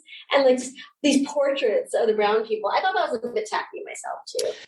Yeah, the final, like, Prawn has gone through literal hell. We've seen him walk. When the most horrifying moment that I think goes into a pure horror film moment is when he stumbles into this water and there's skeletons and there's bones because he's found the killing field. Horror movie. Yeah, it was such a horror movie moment. It reminded me a little bit of Poltergeist, where she falls in the pool and there's like skeletons in there. Like that's what immediately came into my mind. He's walking here and he has found the killing field. He has found where 2 million Cambodians were dumped. Exactly. And so he's gone through that. He's gone through having to carry this kid who ends up getting stuck on a landmine and exploding. Like, this is horrific stuff. And he gets to the end.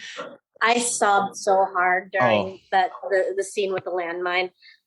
Because like he really loves that child, and then the father of that child who has been shot and who is trying to make a change, and he goes out and he's like, I need to stop them from all just killing each other, right? Mm-hmm.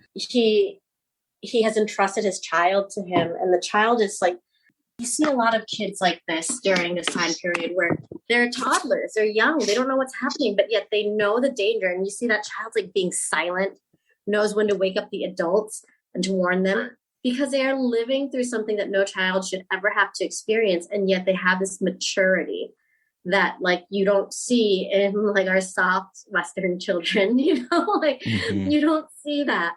And then he gets his friend who's carrying him steps on an ordinance on a landmine, and he takes his child and gives them a cremation. That scene ripped me apart. I had to pause and take a break, you guys. I literally had to pause and take a break at that moment because it was just so hard. Now I understand why my mother could not watch this film. Yeah. I also think the film uses children in a very interesting way, because the movie starts with, there's a lot of A I'm lot happy of they don't exploit them. Not like that end scene with all the faces, but in the whole movie, it's not so exploited. I don't know. Like that end scene was kind of weird, but I was like, it's 80s. It's 80s. I just the whole thing that bothered me is that like he goes through all of this and he's standing there, and then all of a sudden there's Sydney, like a white knight savior, just standing there and is next to a limo, and and they go and they hug, and it's like everything is happy and everyone's forgiven. I'm like, and there's like that little group of people that's just standing by the car, watching them, that are probably like, what in the fuck is happening? But it's why? But it's also like a romance movie ending. So like, maybe we can talk a little bit about the weird, I think, get some tension, some sexual tension between these two characters in this movie, because at the end of the movie, Pran jumps on him, like you see at the end of a rom-com, and like wraps his leg, which I love. Like, I think that's amazing. Like, it's incredible, but it has that kind of like romance movie ending to it, where it's like the man steps out of the car looking very nice, and she wraps like her legs, and it's just like, I hadn't thought of it like that, Mary Beth. Oh my god. Well, and I was texting Terry watching this, because there is like some homoeroticism in this movie. Like, there's a lot of these like the reason why I didn't feel it, I think, is because we Southeast Asians are super like touchy-feely like that. You know what I mean? That also could be it, and that's me being Western and like seeing it that way. Like, that could just also be me. Southeast Asians are super strange about that, because we are not hugging people in terms of like parents and children. So like, I didn't grow up in this family that was like always showing affection. But yet at the same time, when you're out with your buddies and friends, it is not uncommon to see like a bunch of young drunk men in Laos and Cambodia, like just all hanging all over each other and like, grabbing on each other like that. And then like Koreans too, like Koreans are always like hugging on each other and like super touchy feely. And I think how I saw it is like, I would react the same way, regardless of like what gender stepped out of that car, because it's like this reunion after like so many years of fucking awful hardship. Like, how could you not be so excited and so happy to see someone that you thought, someone who is your best friend, and you had to mentally tell yourself every day that they didn't abandon you, they didn't abandon you, they didn't abandon you. He's going to come for me. He's going to come for me, and he does. He does come for him at the end. And in real life, he did too. By the way, he actually, once he heard that Pran was in Thailand, he flew to Thailand like immediately. And like, it wasn't just that ending part that gave me that vibe though, because if it was just that one scene, that would again like, 100% anyone. But there's these like glances that they exchange throughout this movie that are really tender, and have like there's scenes where Sid will like kind of look at him and like for a elongated period of time, or like bite his lip, or Pran will maybe like bite his lip a little bit, looking at each other. And there's one scene in particular, I think it's when they're in the French embassy, and it's about the passports, and like their arms kind of intertwine in this really beautiful way. I don't remember that. Sid touches his hand, and like they're looking at each other, and it looks like a shot out of a romance movie. The way it's filmed, beautiful. The way it's framed, and it's like there's an intimacy between the two of them that you don't see a lot between men in movies. And again, like maybe it is just intimacy between male friends, but there's something very charged about their relationship that I like, just because it added this like tension to their relationship, and it added the stakes of between the love between the two of them. Well, regardless of what the intimacy came from, or how the intimacy comes, regardless of whether it's charged in a sexual way or not, or in a respect driven, like he's impressed by him, or this brotherly way, it's intimacy, you guys. Like, it's intimacy. It's intimacy, and it's a bond, right? It's a bond, and that is something that it's not common to display that in film with males, between two males,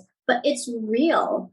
Like, I think that maybe you feel that way, that tension and that charge, because we're so unaccustomed to seeing it on screen. Yeah. Because men have to be like distant, and men have to be cold, and men can't be like that, right? And in real life, like, the relationship that they built was extremely intimate, and I don't mean in a sexual way either. They're 100%. Yeah, they were tied together in a survivalist way, in a familial way, and in a brotherly way. And so I could see why you would feel that, and I think that that's kind of beautiful. But hopefully, we'll get to see more of that on screen. And I kind of don't like that we see it and it's not necessarily homoerotic because, of course, I'd love to see that too, like a more open male sexual tension on screen. That's wonderful. But I'd also like to see it in this platonic way or in this respectful way, in this I admire you and you are my equal kind of way, you know, and I love you, but on a different level, because then it could be more common and it could be more expressed in the real world as well.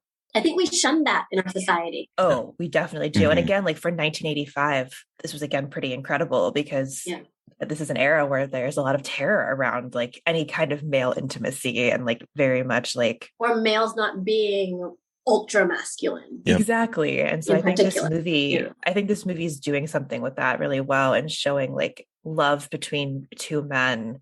And like, you know, maybe they went overcorrected if they wanted to, but regardless, there is like a love you can feel between the two of them that is like unmistakable and is so important to this movie, not just being about like a white guy finding a resource in Cambodia, but like friends who went through a fucking horrific trauma together and they want to come back together. And it's a reunification story, not about two lovers, but about two best friends who have finally been able to come back together after tragic, traumatic, horrific circumstances. I still worry though, Mary Beth, like that it wasn't equal. That the way they portrayed that, like, there were beautiful moments like that.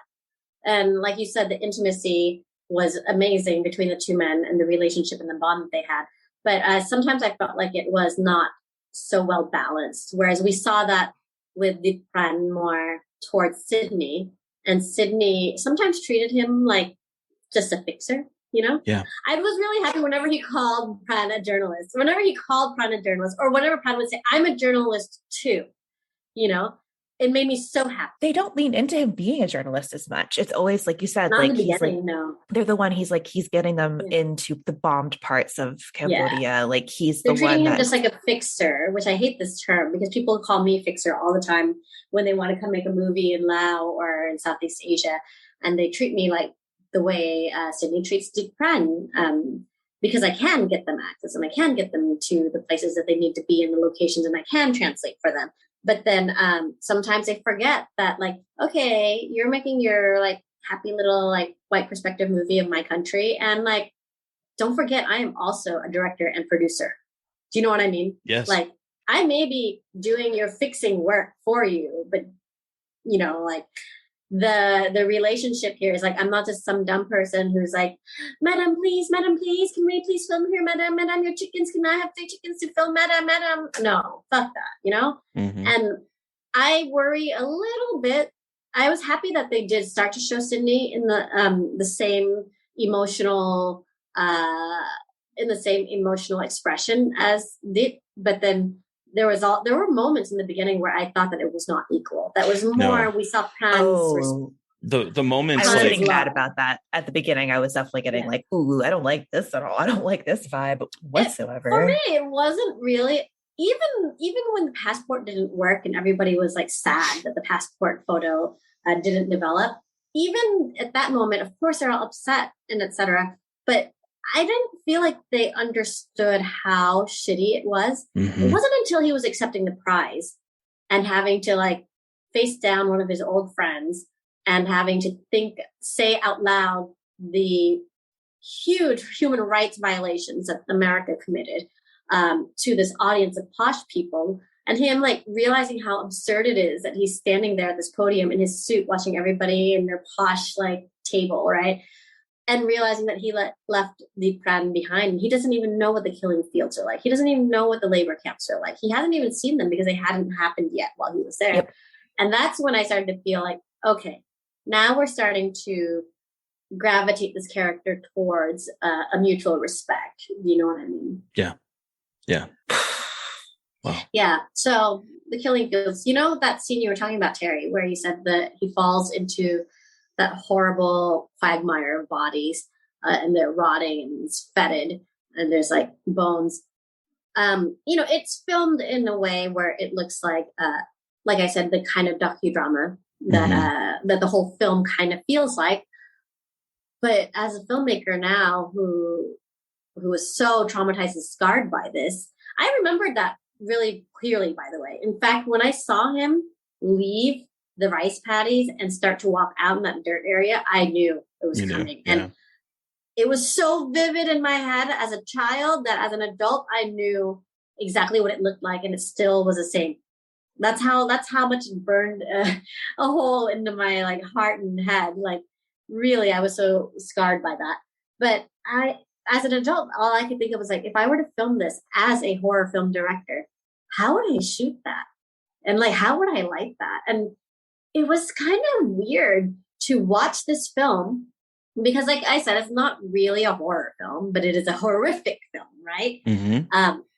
How would it feel to like shoot this from the genre perspective and just shoot this with a genre lens and a horror lens? Because it would still work. It would still work, you know? Absolutely. I was curious though, because with your train of thought about seeing this as a kid and then as an adult, and you said both times you were traumatized. Was it the same? Do you think it's the same kind of trauma as when you saw it as a kid, or is it a different kind of trauma revisiting it as an adult? I have to admit that understanding it and knowing the context helped a lot as an adult. So I can't say that it's exactly the same kind of trauma. And as cool as it seemed that my dad did that to us, and as like fucking hardcore as it was, and he would like make us watch this, tell us to not turn away, pause it, and explain it to us. In a way, even as a child, I had a weird context for it. I understood it in a different way than just any, like for instance, if just any child, doesn't matter where they're from or what their background was, any child at my age, at that age, had watched it. I think I felt very fortunate that my dad would stop the film and tell us his similar experiences or the experiences of the people of Cambodia at that time. But as an adult, now that I have like learned some history about Pol Pot and Khmer Rouge and about the Vietnam War and the revolution in Laos, and even the Indochina War, I do feel like it's in some ways it's a different kind of trauma, but in a way more traumatic. Yeah. Because like, you don't think about it as a child as how can humans do this to each other? But as an adult, you really feel that. You really feel like, how is it that we are grown ass people and that we can make these kinds of decisions that lead to this, you know? So in a way, I think it's a little bit worse to see it as an adult. Yeah. As a child, you're just like, horror, terror. Oh my God, bodies. Oh my God, gunshot. Oh, horrible, horrible.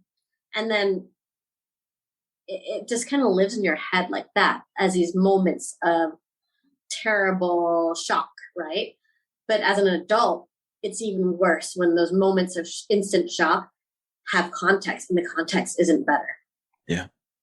Yeah. So this is why everybody should go back home and realize how good life is, no matter how bad things seem, no matter how much you hate your fucking parents, like be grateful because life ain't bad. You know, life ain't bad, y'all, unless you happen to be in a war zone like the people in Yemen or in Myanmar or in Ukraine. Like things are pretty okay.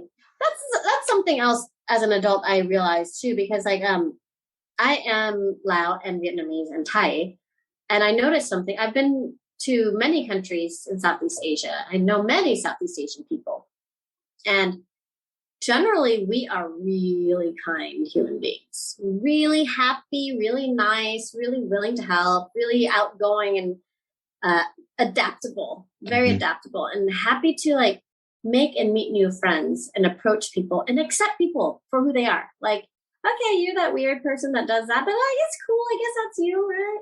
But that's the Southeast Asian personality.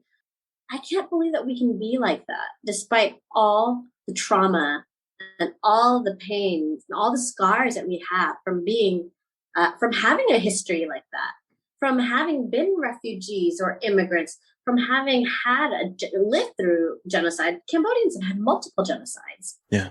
And their genocide is one of the hugest, I believe. I can't recall, but I believe that in world history, the Cambodians had one of the largest genocides that happened in their country, as well as in Myanmar. There's genocide happening now in Myanmar. But if you meet a Burmese person, holy shit, they're so fucking nice. You can approach a Cambodian, like a stranger in Phnom Penh, or especially in the countryside, and just be like, if they're eating dinner, I'd be like, hey, I'm hungry. Do you mind if I sit down with you and eat your food? And they'd let you. Like, they'd be like, yeah, sure, join the table. Who the fuck are you? Why are we like this? Even though we've seen like this crazy trauma. But then I look at Americans, I look at Canadians, and I don't mean the immigrants. I mean like the white people. And they haven't gone through any of that shit. They haven't survived anything like that. And they're so fucking like Karen-y. Like they're out there at Target, like, excuse me, can I talk to your manager? Oh my God, my coffee is like way too cold. I'm like, you have like no education. That's why you're a barista. And like, I need to talk to your manager because I said soy latte, not milk. I am like lactose intolerant. I'm like, fucking lactose intolerant, bitch. You drink what's put in front of you. I know what starvation feels like. You know? Yeah. Like shit. Yeah. Like, oh my God, it's not soy. Like, go to hell.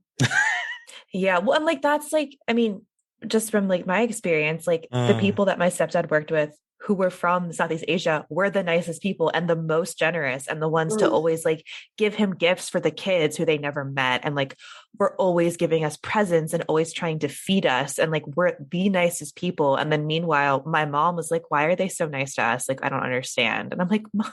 And it's just our like, nature. It's our yeah. nature. And like, it's just so, you know, that again, puts things into perspective about like what I've seen and just like kind, amazing, generous human beings who are just like very focused on family, but family as like a concept, not just about your blood, but about the people around you and like taking care of those around you.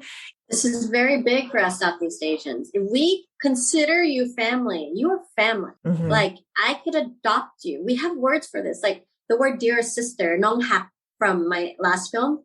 That is a term that we use, nong hap, for like, you're my beloved sister, or you're my beloved brother, little brother. So nong is little brother or little sister, like sibling, younger sibling. And hap means beloved or love. And so if I were to call you my nong hap, it would mean like you're my sister and I will treat you like family. You are my family, but we have no relation. We have no blood ties. And we have this concept, like, I love that. It's not common in the States or in the West, you know? I don't understand. And then we still call each other in our language as brother and sister. In my language, if you speak to another male, you call him, and he's older than you, you call him ai, which means brother.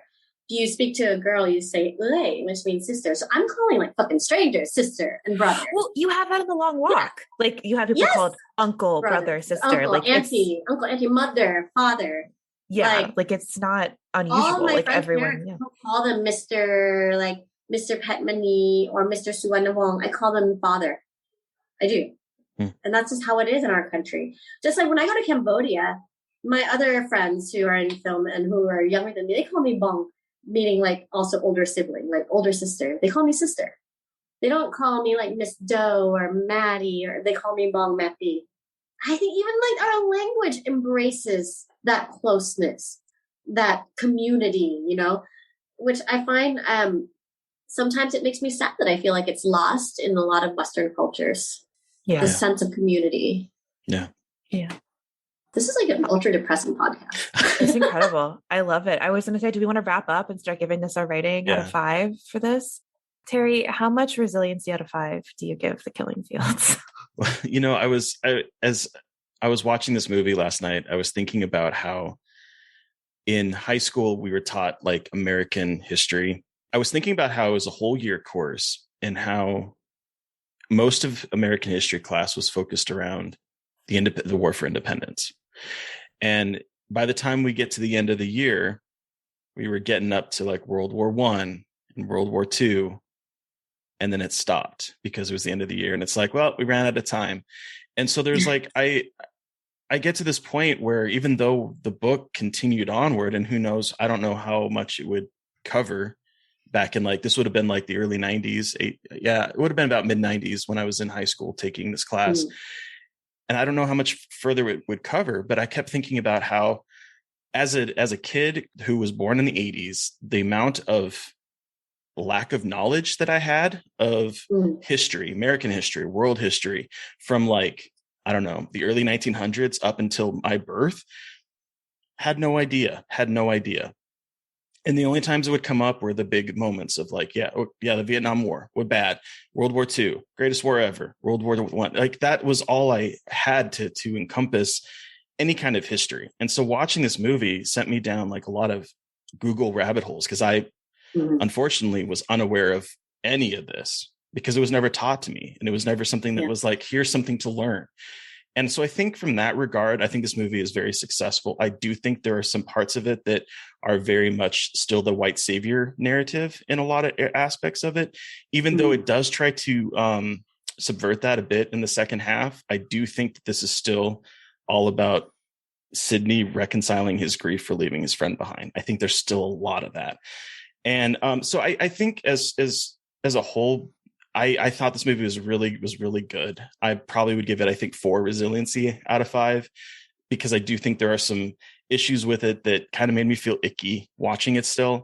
But I think it's a very important movie, and I am incredibly glad that I finally have seen it and started to like learn a bit about history that is never really taught to us Americans.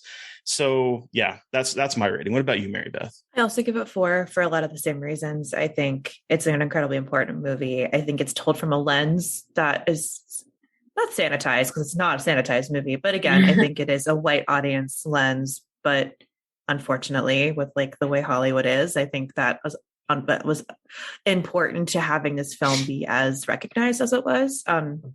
This movie gave me nightmares. This doesn't happen a lot, but this movie actually gave me nightmares about me being put in categories with my family, which obviously, as a white person who grew up in America with no like immigration background, or like it was a very weird, like, you know, I've never experienced that and been through that. So this movie gave me nightmares about what that could look like. And I have a lot of fears of war, that because I'm just an anxious person, and like, again, I've never been through that. So it just like gave me a very new perspective on my own weird anxiety, and how like, hey, this is a real thing that happened to real fucking people. And like, you're so fucking lucky. And I'm really glad we could talk to you, Mattie, about it, because I think you bring a very personal perspective to this movie for a lot of reasons. And I think it's a great movie. I think it's a hard movie to watch. I think it's worth watching. And I also think mostly to like, you know, educate people on parts of the American experience that we don't talk about because we weren't really successful, and actually we kind of made things fucking worse. And like,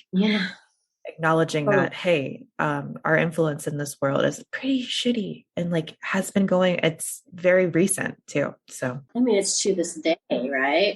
Like right now in a lot of places. But Mattie, you have the final word. How much resiliency out of 5 do you give The Killing Fields? You know, for myself, you're right. There were a lot of cringy moments.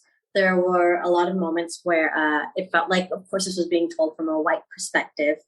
But you're right that it was meant to educate, and it was meant to show a side of life and reality that a lot of people wouldn't know about, or haven't seen, or didn't even realize existed.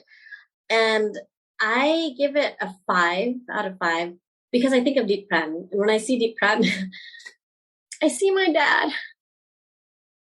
I see that when people joke about, you know, the wall or immigration or, you know, keeping the country great, or keeping it, you know, making sure that there's no big replacement, or what is it they call? No, there's no great replacement.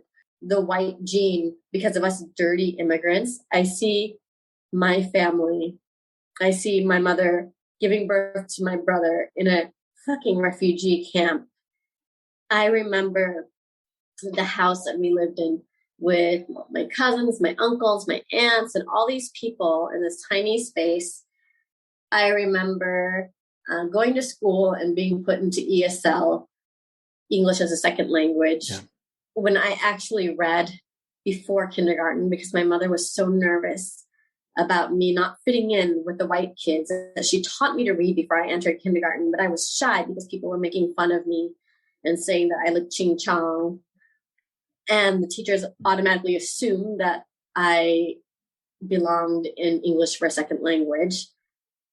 And the way the American education system works, not only do we not learn about these parts of history and about the human rights atrocities that America itself has committed, and the way we sanitize history, even not just outside of our borders, but within America itself. We didn't even know about Oklahoma and the Tulsa, the Black Wall Street. We didn't even know about the Emmett Till case. And we're still going through these moments where we're not being educated. And so I look at the story of the crime being told, even if it's told through a white lens, and even though there were some cringy moments, I just think of what he survived, what my mom and dad survived, and what all these other immigrants are surviving, and what the Ukrainians are going to have to survive, as well as the Afghanis and the Yemeni and then Burmese. And I have to give it a 5 out of 5 because these people, life has to move on. Life has to go on, because if life doesn't move on, life doesn't go on, it means they're fucking dead, you guys. You know? Yeah. And that's a reality. It means that they're underground, or that they've been shelled and bombed. And this is something that I think people need to see and need to understand, and need to see that, like, survival isn't just being the final girl of a horror movie. The horror movie is something like in the killing fields, where you survive this. You're resilient enough to also not just survive, but to build a new life around it, to continue to survive. And I think about that a lot. Anytime I face a challenge, anytime I face hardships, you guys, I just think, Mattie, like, put your fucking big girl pants on and get over it, because you are not in a refugee camp. You are not running out of your house with the clothes on your back and machine gun fire and tanks and bombs exploding around you. Shit's fine. You still have packs of instant ramen to eat. There's still mangoes growing on my tree in my front yard. I'm like doing okay, no matter how bad shit gets. Yeah. You know? Yeah. So I give it a 5 out of 5 for resiliency. And I hope that people can see that, like, if Pran survived it, my parents survived it, Black people continue to survive it, Latinos continue to survive it. Yet here we are in this brave new world with the same old problems. We have to continue to survive it. And I hope that we do. And I hope shit changes, and that this brave new world does become something new, because right now I just see history cycling and repeating itself over and over again. Yeah. Wow. Yeah. Well, thank you so Your much, audience Mattie. is gonna hate this podcast. No, They're they're like, not. what the fuck is this, like, super downer podcast? No, I think that's one of the things that I like about this podcast, is that we can go from talking about very silly and frivolous things, and then we can also have an episode that is as important as this one. So, our listeners will considered love something it. ultra silly and frivolous for this beforehand. I really did, because I didn't know if I wanted to talk about something this heavy and this complicated, because I'm not a political scientist. Right. Actually, my husband is, by the way. He his degree is in political science and diplomacy. So, like, That's amazing. I love whenever he says something and someone calls him an armchair political scientist. He's like, well, actually, He's like, no, literally, I am. I'm actually a. My degree is in political science, but I'm not a political scientist. I don't believe that I have a good repertoire or range of historical knowledge. Of historic knowledge, excuse me. And I feel like there's so much more that I could learn and that I could know. But I did think that this was important, and that this is real, actual horror. Yep. Real, actual horror and real life trauma. But then the silly, frivolous pick that I was going to go with, which was like kind of scarred me too. And I remember being scared of it when I was a kid, was Michael Jackson's Thriller. Understandable. Yeah, I was going to go with that because I didn't want the podcast to be such a downer. No. And it also was something that no one had selected. None of your guests had ever selected before. But I was just like, I think it's important for us to talk about this. It is. And, you know, when you guys offered me this opportunity to speak with you two, the Ukrainian shit had not hit the fan yet. No, it hadn't. Like, yeah. It had not hit the fan it did yet. not. Mm-mm. So I'm really happy that we're talking about this, because of what's happening in Ukraine, what's happening in Afghanistan and Yemen, and also in Myanmar. Like, I really think we needed to talk about this, you know. I agree. 100%. We're only like really scratching the tip of the iceberg. Yeah. But again, like, horror can be political, guys. And like, this is important. Like, we can use horror movies to talk about this stuff. And I think it's important. Like we said, horror can be slashers and silly, but also, you know, it can be a really important way to discuss cultural, political stuff. So anyway. Well, thank you again, Mattie, for joining us to talk about The Killing Fields and sharing all of your insight in your movie and all that. We really appreciate it. Where can our listeners find you? And what do you have, if there's anything you'd like to plug or talk about? I mean, my listeners can find, or your listeners, not my listeners, they're listening to me right now. I mean, your listeners can find me where they find you, right? Because I hope that they can find me on the big screen again sometime soon, right? I'm working on a few different projects, and I hope that they'll come to light and that they'll be well received. Life is short. I want to make as many movies as I can, and I want to make as many different unique movies as I can.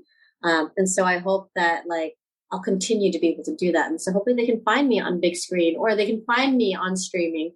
The Long Walk is currently in theaters and streaming right now.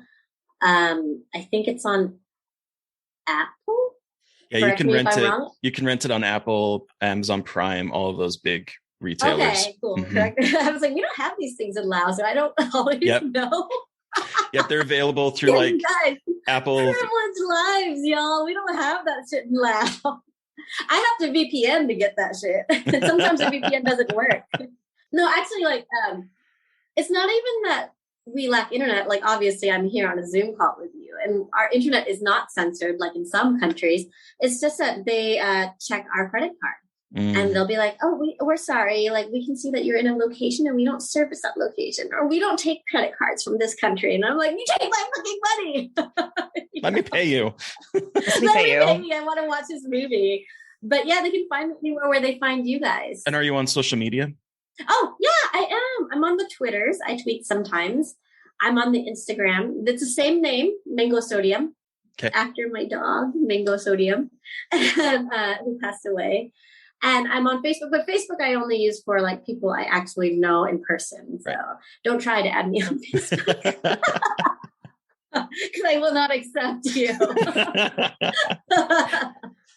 So listeners, you've heard from us, but we want to hear from you. What was your experience with The Killing Fields? You can send us an email at scarredforlifepodcast@gmail.com, or you can reach out to us directly on Twitter. I'm at MB McAndrews.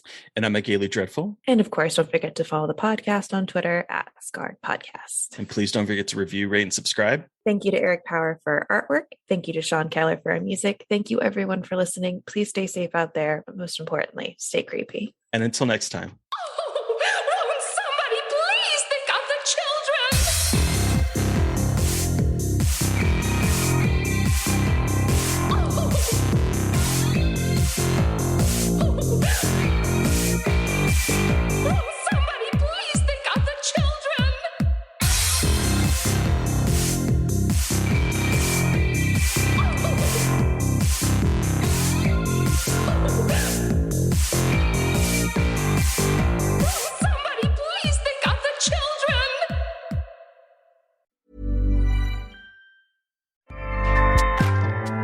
Acast powers the world's best podcasts. Here's a show that we recommend.